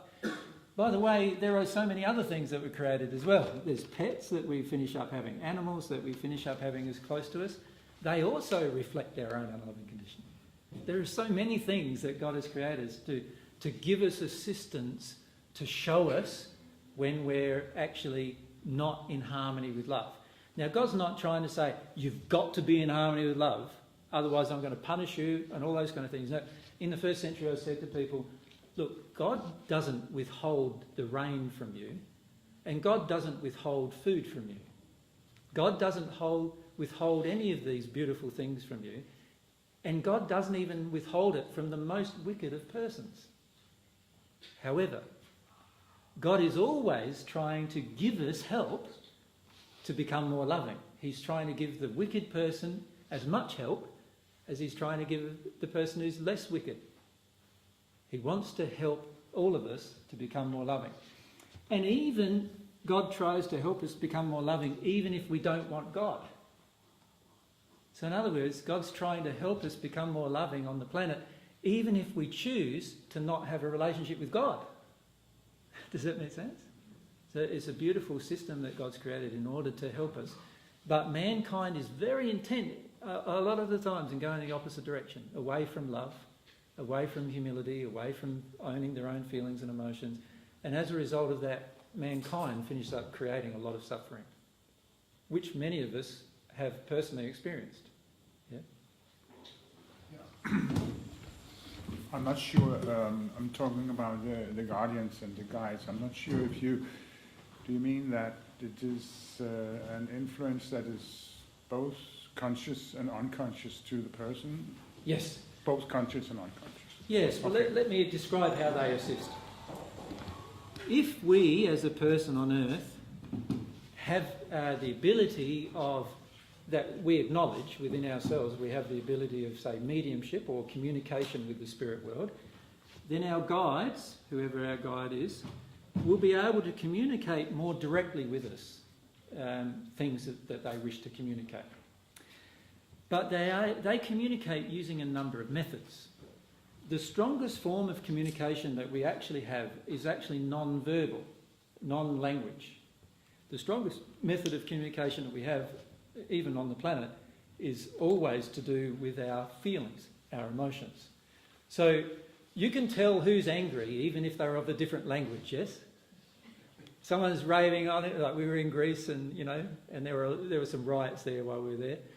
Anybody who's angry like that, you can tell they're very angry. You don't have to know what they're saying. You can just feel the emotion coming from them, and through their actions, they are demonstrating this. So one of the strongest forms of communications that our spirit friends use are to do with feelings and emotions. That's one of the forms of communication. And of course the feeling of love is an emotion, and that is one of the greatest feelings they have for us, is the feeling of love. They also, if we can hear them, have the ability to communicate with language, just like we do. So they can communicate with us via language. They can whisper in our ear.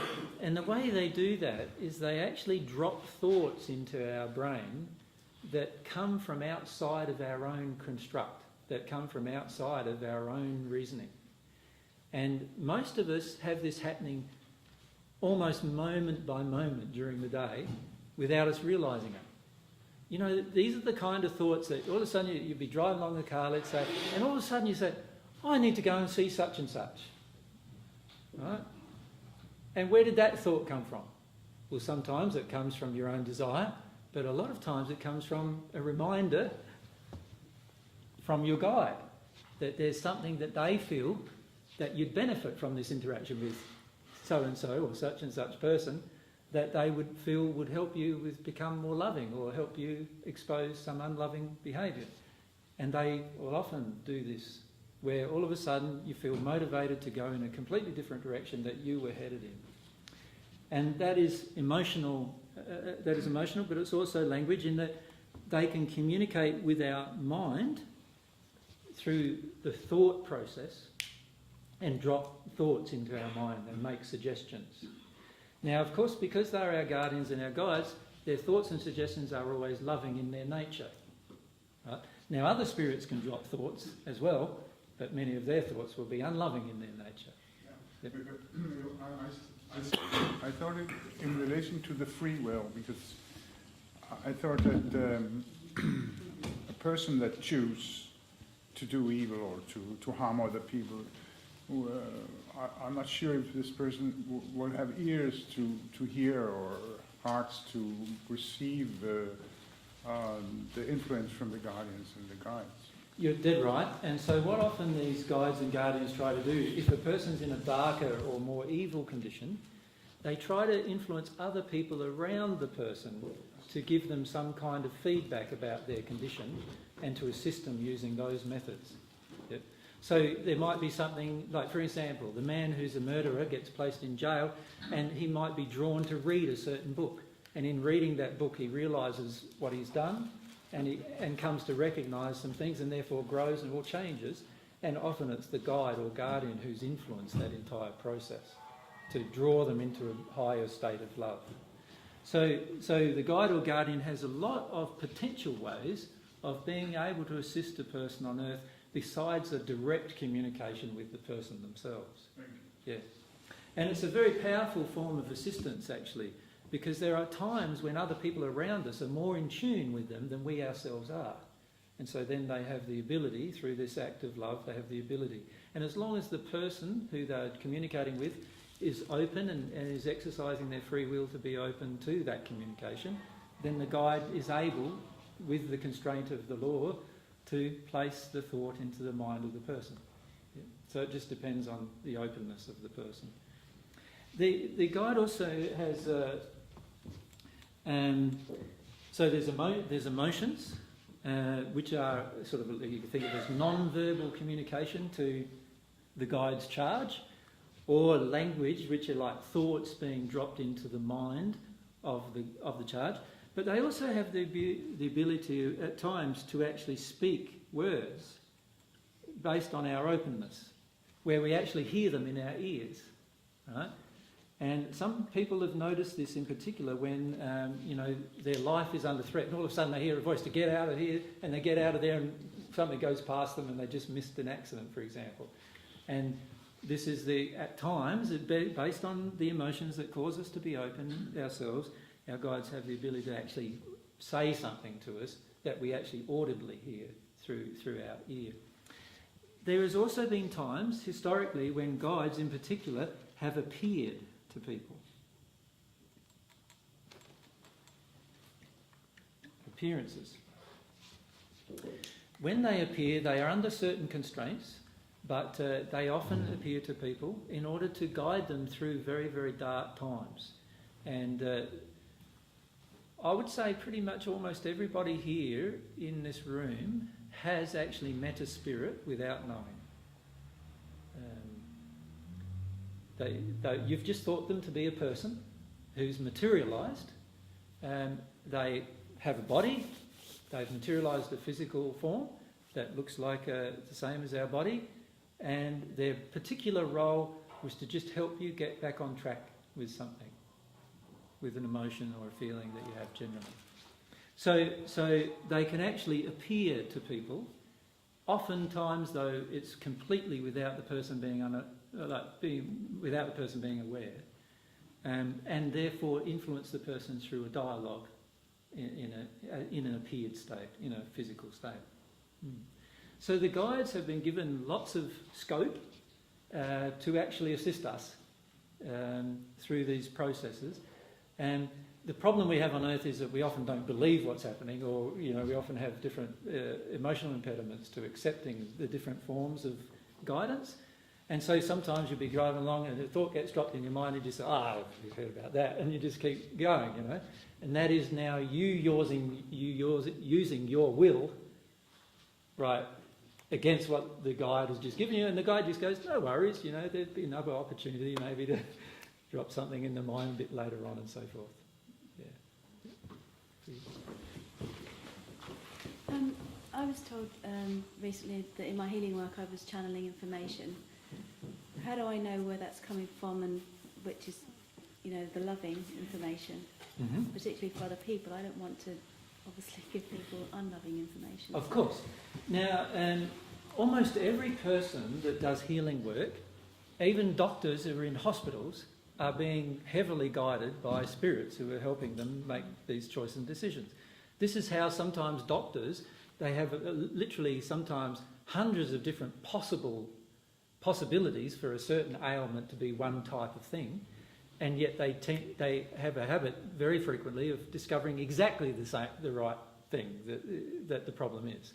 And that is often because they are actually guided. Many people who are doing spiritual healing work are the same. They feel that they are very guided and often being guided. Now, sometimes the spirits around the healer can be not their guides or their guardians or the guides of the person they're attempting to heal, but rather darker spirits. And so we need to have the ability to determine the difference. Now, a lot of that depends on our addictions, and this is where we need to really be conscious of our addictions. You see, if I have an addiction, so somebody's laying on a table that I'm trying to assist, and it's a male, and I have addiction to try to get the male's approval, right? But I also have an addiction at the same time that big men shouldn't ever cry, right? At the same time I'm feeling that a man shouldn't cry. I'll be trying to do some healing work. The healing motion is grief, but I, through my emotions, are projecting at him at the same time, don't cry, don't cry, don't cry, don't cry. So I'm trying to help him heal, but at the same time resisting the process. Now, spirits can also help me in that addiction. So if I'm having the feeling there's a big man here, I don't want to see him cry, or even if I'm a healer, often there's a big man here, I don't want to see him get angry. Then you'll have spirits with you who are trying to suppress his anger, right? And they're not your guides or your guardian, they're somebody else. They're trying to shut the man down. They're not trying to help him, they're trying to harm him actually. If he has anger in him, he needs to actually connect with some of it in an appropriate manner. And on the table is a great time, like for him to connect to some of that. And but if I've got coming out of me, I'm scared of his potential for rage, and then I've got a heap of spirits with me going, no, you don't want to see this man get angry. And my intention and the spirit's intention with me are no longer loving, and it wouldn't be my guides or his guides who are involved in that process. It'll be somebody else, a darker spirit. It's interesting because I have to do a prayer at the beginning of anything and say just bypass all my stuff and just make this a loving, you know, thing. I don't know if that works. I mean, I sincerely mean that often because I'm aware that I have my own, you know, stuff there. So. Well, your guides will attempt to bypass your stuff as much as they're able. However, the key is as much as they're able. You see, we've got to understand that it's impossible to bypass a person's true condition.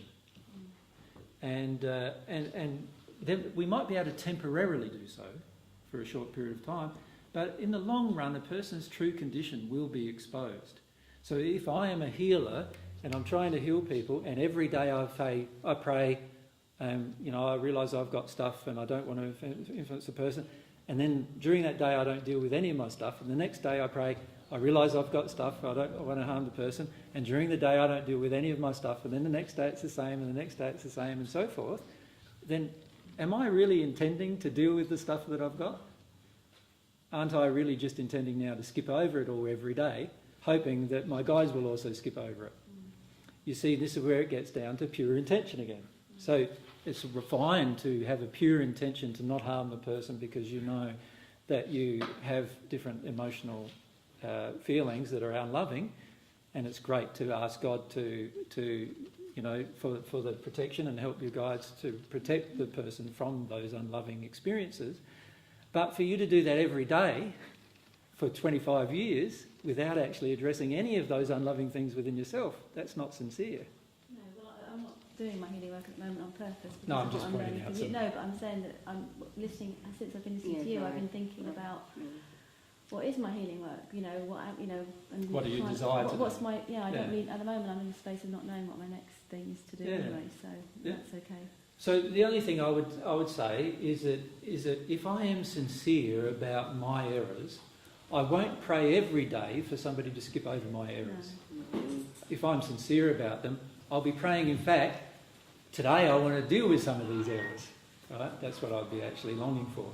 So that's one of the things the guides will help you do as the healer, the person who's healing. The guides will help you work through your errors, but they won't help you avoid your errors for good.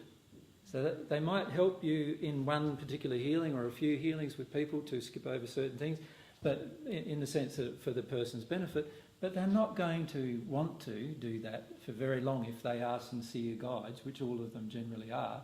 And even if they're guides that are not on the divine love path, they're guides that are on the natural love path, they won't want to help you do that ad infinitum because they realise that your own feelings are an impediment to the healing. And of course, what they're interested in doing is healing the person. So for that reason, they won't do that. Yeah. Now, it's already 8 o'clock, and we've got to finish at 8:30. So I'll have to break this discussion into the next discussion because there's more to come in. But what I would like to do is just, firstly, do you understand, all of you, how your guardians and your guides communicate with you? Yes? And one of the things that came up when we were in Greece was our guides channeled to Mary a list of things that can help you have a stronger connection with your guide, practical things that can help you have a stronger connection with your guardians and your guides. And perhaps it's a good time to mention some of those things, isn't it? You've still got the book with you. I just remembered the first one. There's quite a few that I'll list. Some of them are physical things you can do in terms of your lifestyle. And other things are more emotional things that you will need to do to have a stronger connection with your guides. The first physical thing that you can do is drink more than 3 litres of water per day.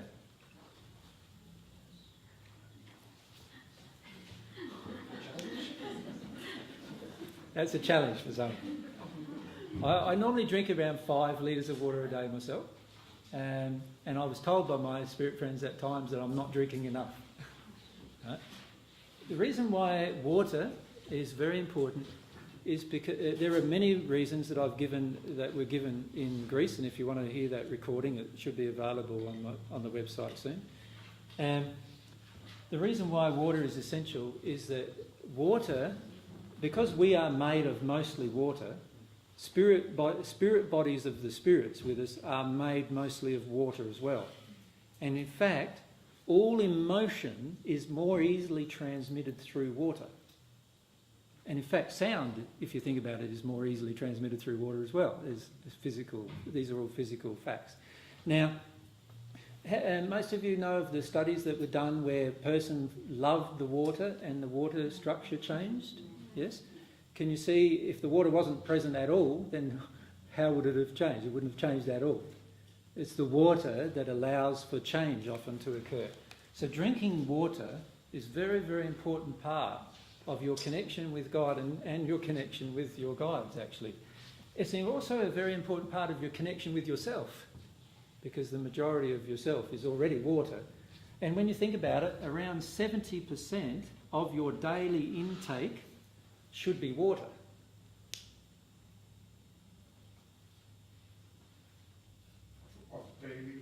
Of your daily intake, including food and everything else, 70% of it should be water, because 70% of your body is water.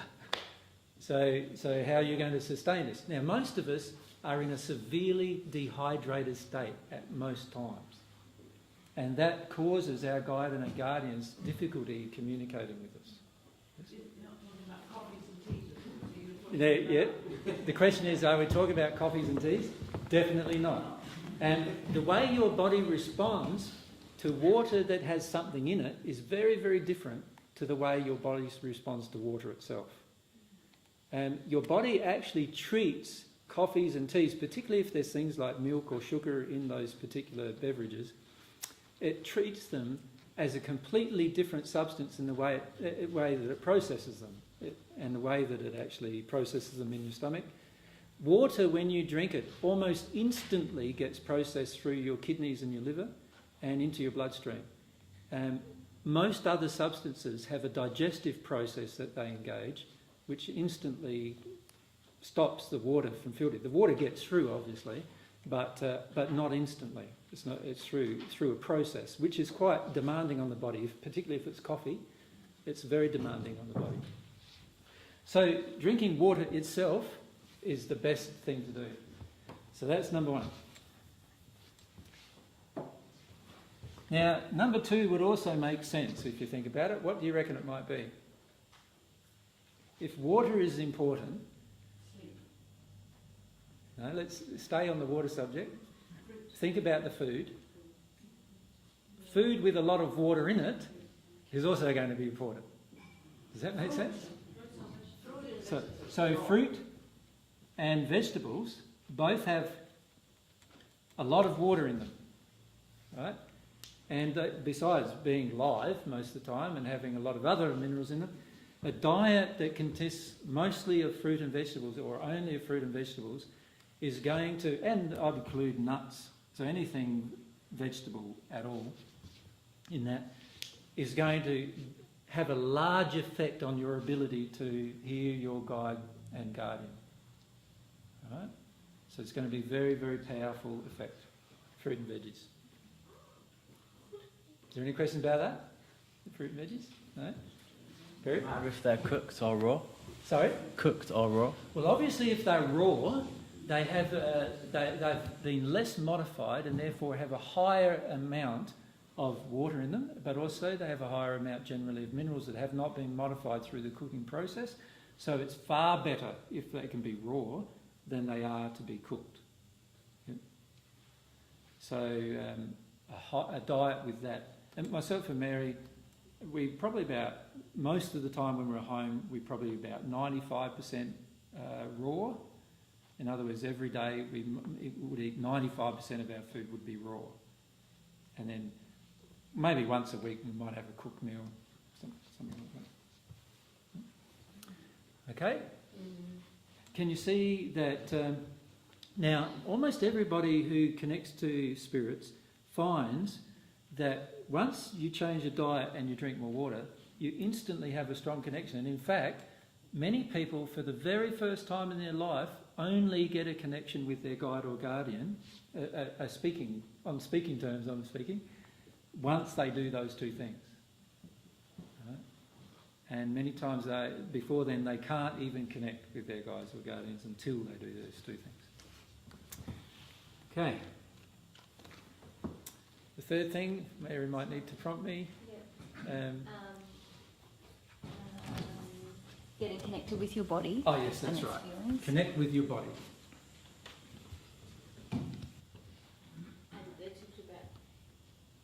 Exercise rather than extreme. Yeah, in a gentle way. You see, quite often what we do when we do exercise is we're quite extreme.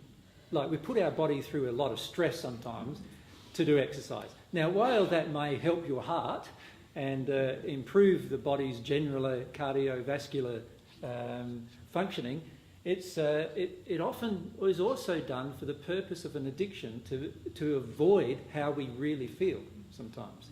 And a lot of times it's done so we get that high, that what do they call them? The endorphins in the brain high that we get from that extreme physical activity. What our guys are suggesting to you is not to do that so much if you want to connect with them. Still do that if you want to exercise, but have times when you actually connect with your body and how it feels in a gentle manner. So that can be done using all sorts of techniques. Yoga and Pilates and those kind of things are fine, but also just laying on your bed, breathing diaphragmatically and feeling your body. Now, a lot of us don't want to do that because as soon as we feel our body, we start feeling its aches and pains, and we want to get away from those aches and pains. But our aches and pains tell us what's unloving.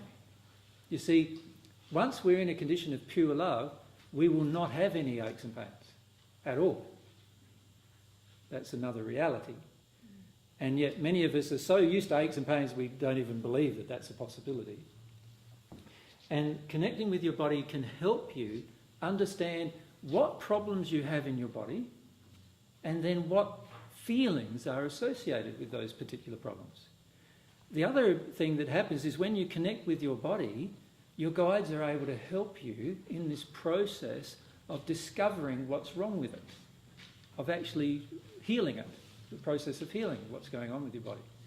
If you don't connect with your body, it's very, very hard for them to inform you what's going on. Foster imagination and creativity. Yeah, I think I'd like to go to the next one, which was the... desire and passion.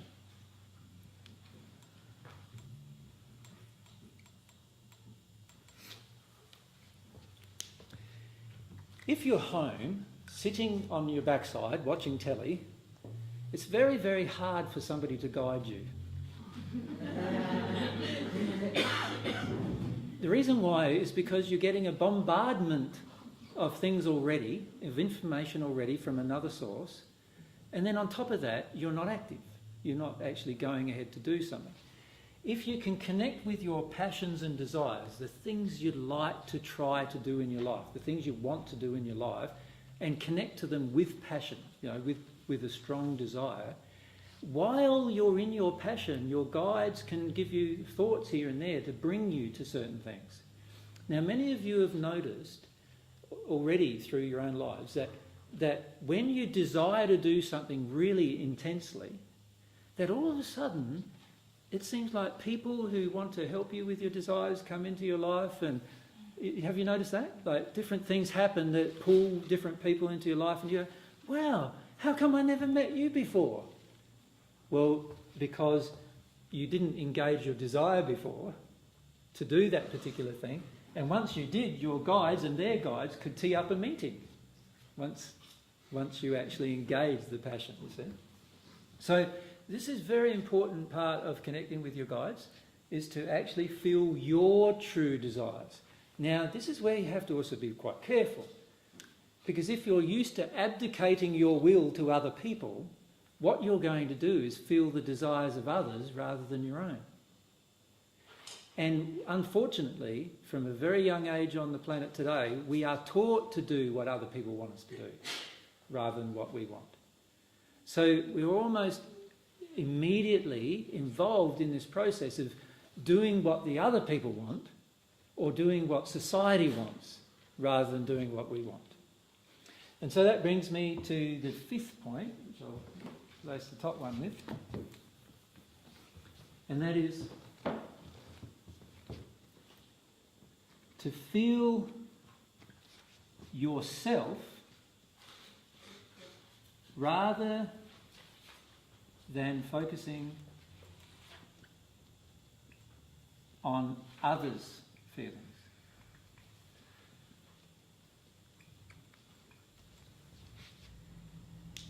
You see, while you're always focused on other people's feelings and you're always trying to get things from other people, like what they feel and what they think about you and all those other things, it's very, very, very hard for you to have your own feelings.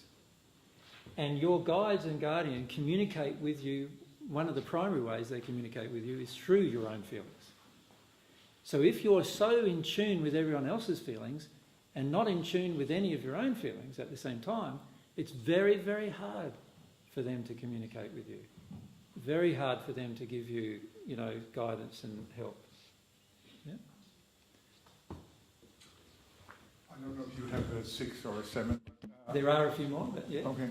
I wanted to know your attitude, understanding about using a media. Using another person, a medium? Yeah. Medium. Yes, yep. And my attitude to it is it depends very, very much on the medium. You see, if the medium, I've been to mediums myself, and it's quite interesting at times to see what's actually going on, and then what they describe is often very different. And the reason why what they describe is often very different is because they're not in a condition to see everything that's going on, but they assume they are. So a lot of times they don't have enough humility themselves to accept that there's actually other things going on than what they believe. For example, I went to one medium, and she is a heavy drinker, this lady that I went to. And it was very, very interesting, the mediumship that she did with me. Because my guides, I had to keep reminding her, look, I don't want to connect with the spirits that are with you. Because I could see they were all drinkers, right? And I didn't want to listen to drinkers through this interaction with the medium. And I said, look, I don't want to connect. And she would be going, but this is what I always do. I say, well, can we try something different? And she was open enough to do that. Many of them aren't. I've asked others and they've just said flatly no. And I said, fair enough, and I get up and go. And so she said, yes, I'll try something different. And I said, right, can you just, instead of connecting with the spirits that are around you, who she called her guides, which weren't her guides, they were actually all these drinking buddies that were drinking with her. She was quite a clear medium. Like she could accurately say what they were saying, but she was actually speaking the words of what she believed were guides, but were just these fellows who, they were all men around her, and they were all just having fun with her, and she didn't realise, you see. So I said, instead of doing that, can we just talk to my guides? So my guides attempted to talk with her, and she kept like getting interfered with by the other spirits. So I just stopped her again, and I said, look, at the moment what's happening is that you've got these spirits here speaking through you, and then my guides are trying to speak through. But these spirits over here are still being a nuisance, right? They're trying to muddy the waters, and so I said, we'll just pray together, and we ask these spirits to stay away for a little while so that we can talk to these guys. So we did that, and she starts communicating with my guides. But my guides started saying things that she couldn't believe, right? And so she stops and she goes, I can't accept that, right? So my guides told her who I was, that I was Jesus. She said, I can't accept that. And then she said, I can accept that he has the Jesus energy. Right? So she could accept that. But now the medium, her own beliefs were now interfering with the channeling. And this is the problem that we face when we go to a medium, is that we have the combination of the spirits around the medium and the medium's own emotional condition or belief system that interfere with the accuracy of the mediumship. Now, so while it can be very helpful to go to the medium, it can also be quite distorting sometimes to go to a medium. It just depends on the condition of the medium. And sometimes we can misread, if we don't see the interactions that are going on in the spirit world, we often therefore trust the medium that she can see something that we can't. And when we do that and she is not, or he is not communicating accurately with the spirits, then we'll have a tendency to trust what's being said when it might be quite misleading. So my feelings are, but go with a open heart and open mind, and allow yourself to be aware that there are all of these factors that influence the medium's discussion with you. Yeah. Yep. Okay, well let's look at another one, 6, which is this aspect of imagination. Allow your imagination.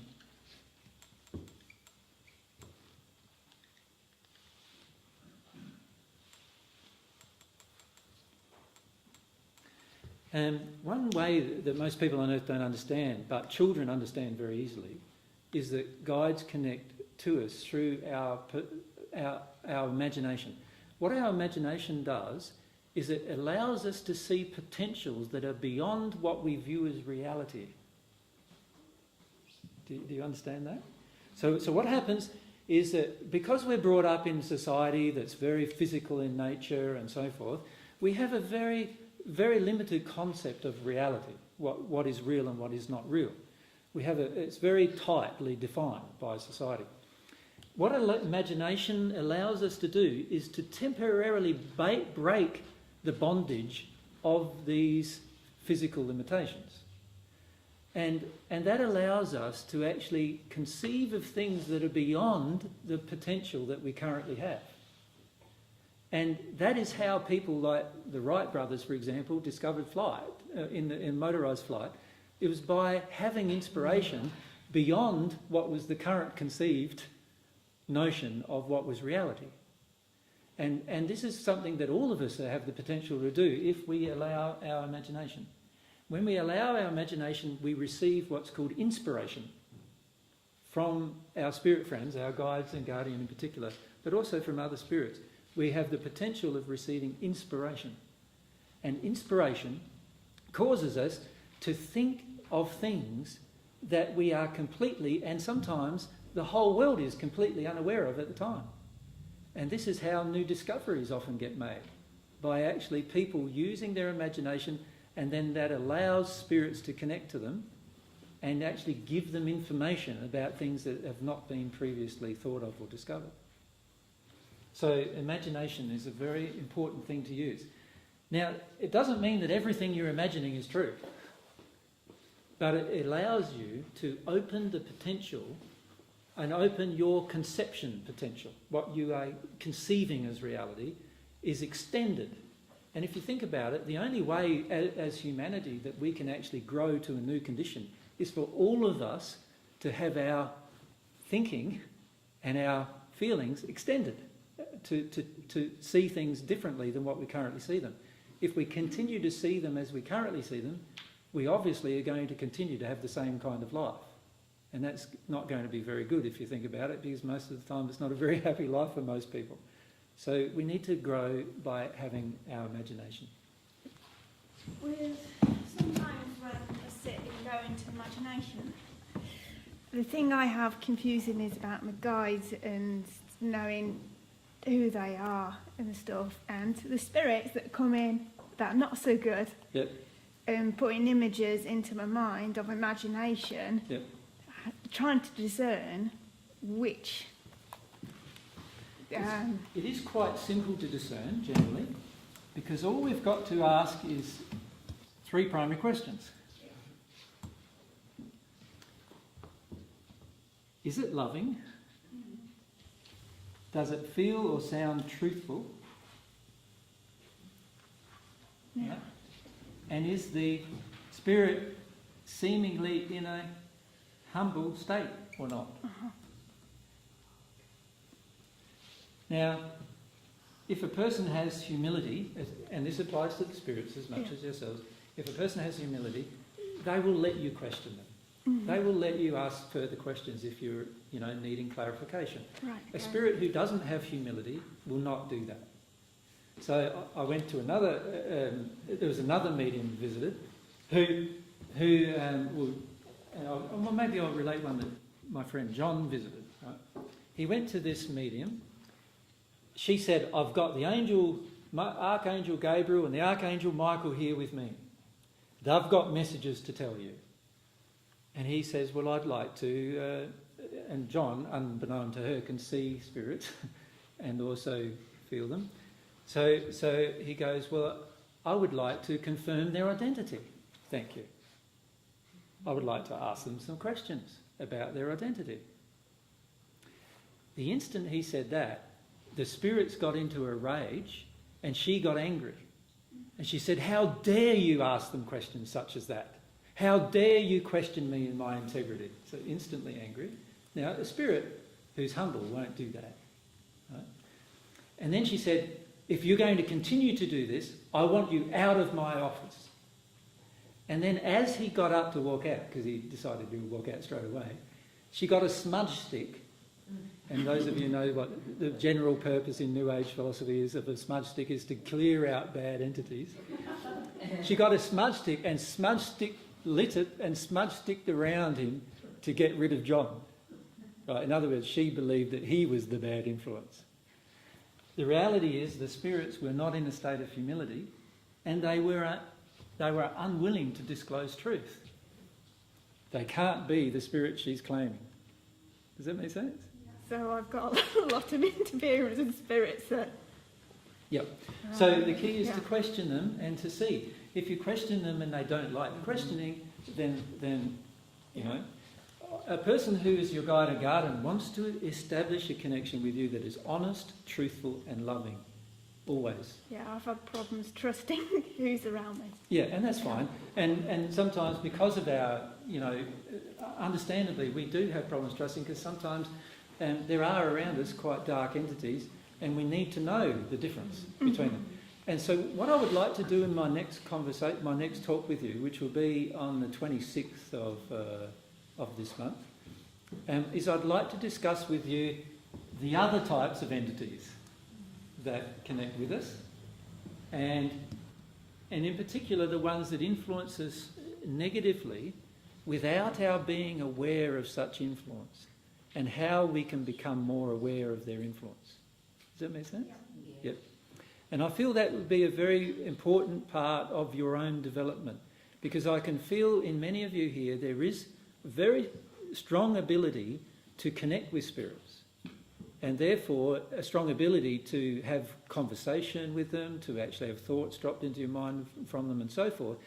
But you do need to have the sensitivity to tell the difference between a spirit who is a darker type of entity or one of these two people who are trying to assist you in your progression. My feeling personally is that once you know the truth about anything, it allows you the freedom to actually discover many more things. When we stay very fixed on a specific idea or principle in our own mind, in other words, fixed that the spirit who's with me, communicating with me, is my guide, and yet at times he demonstrates a lack of love and a lack of truth and a lack of humility with me, and I can prove it, then, and yet I still stay addicted to the fact that he's my guide, then I'm not allowing the concept that maybe this person isn't my guide and is actually influencing me negatively, and my real guide is behind the scenes there waiting to connect to me, to inform me of such a thing, and yet can't connect with me because I'm listening to the other spirits instead. I also want to raise with you, the next time I talk with you, the possibility of this, and that is our belief systems severely control who we connect to in the spirit world. In other words, if I have very, very fixed belief systems about certain things, now those things can be belief systems about myself. In other words, I think I'm a good person, but half the time I'm not, that kind of belief system. Or belief systems that include our spiritual thought, in other words, addicted to a certain type of religion or certain types of practice or whatever. Or any other belief systems to do with science and all of these other things that we can believe in. If they are not harmonious with love, truth and humility, these belief systems, you'll find they'll always have a fair degree of involvement of negative influence from the spirit world. And so what we need to be able to do is determine, through some basic processes, if you like, or some basic feelings, what or who we are actually being influenced by. My feelings are, firstly, I'd like to connect to God. But these two people can help me greatly in that process of connecting to God and also connecting to myself. Any other spirits who are around me will fall into some different categories, and those categories will firstly be, there might be some benevolent spirits that are not my guide or my guardian. In other words, they are spirits who benefit us through their interactions with us. They are still kind and loving, they are still truthful, and they still have humility, but they're not our guide or guardian. Now, obviously, those kind of spirits, be nice to know who they are and be nice to have conversations with them. Then there are a type of spirits who I would classify as neutral or investigative.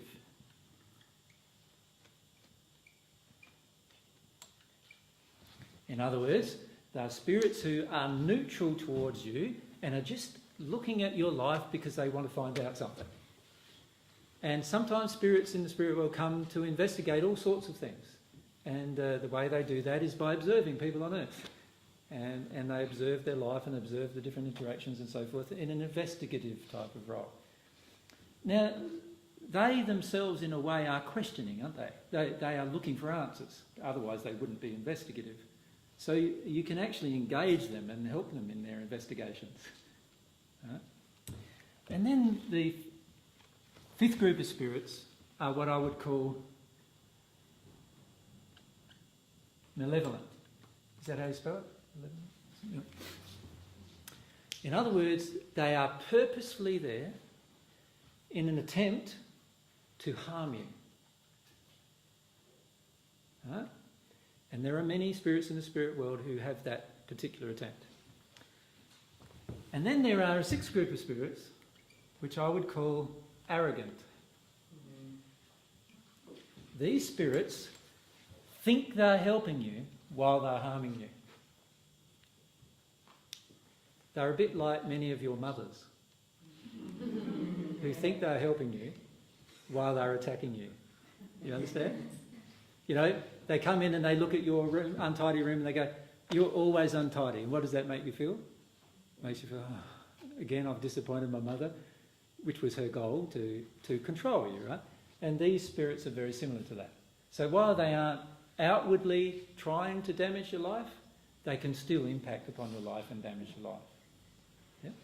So what I would like to do with you, next time we get together, if you wish, is to discuss with you those group of people and what we can do to actually overcome their influences and connect more strongly to God. Because every time we connect to these spirits, these people, there are always reasons why we're connecting with them.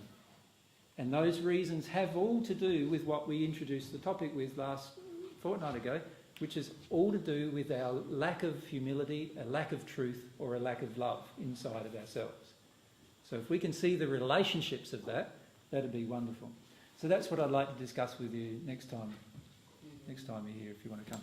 Which is on the 26th, and I think it's at 1 p.m. Was it? Yeah. 1 p.m. It's next door.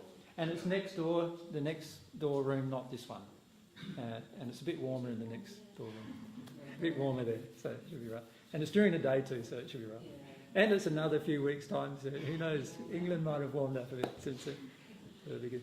Myself and Mary are actually not tomorrow, but the next day off to the US for a week, where we've got two groups to speak with in the US, and then we'll be coming back the following Thursday. So we'll see you on the following Sunday after that.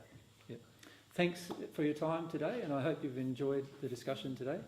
And I look forward to seeing you if you decide to come next time we're here, which is on that 26th date. Thanks for your time, guys.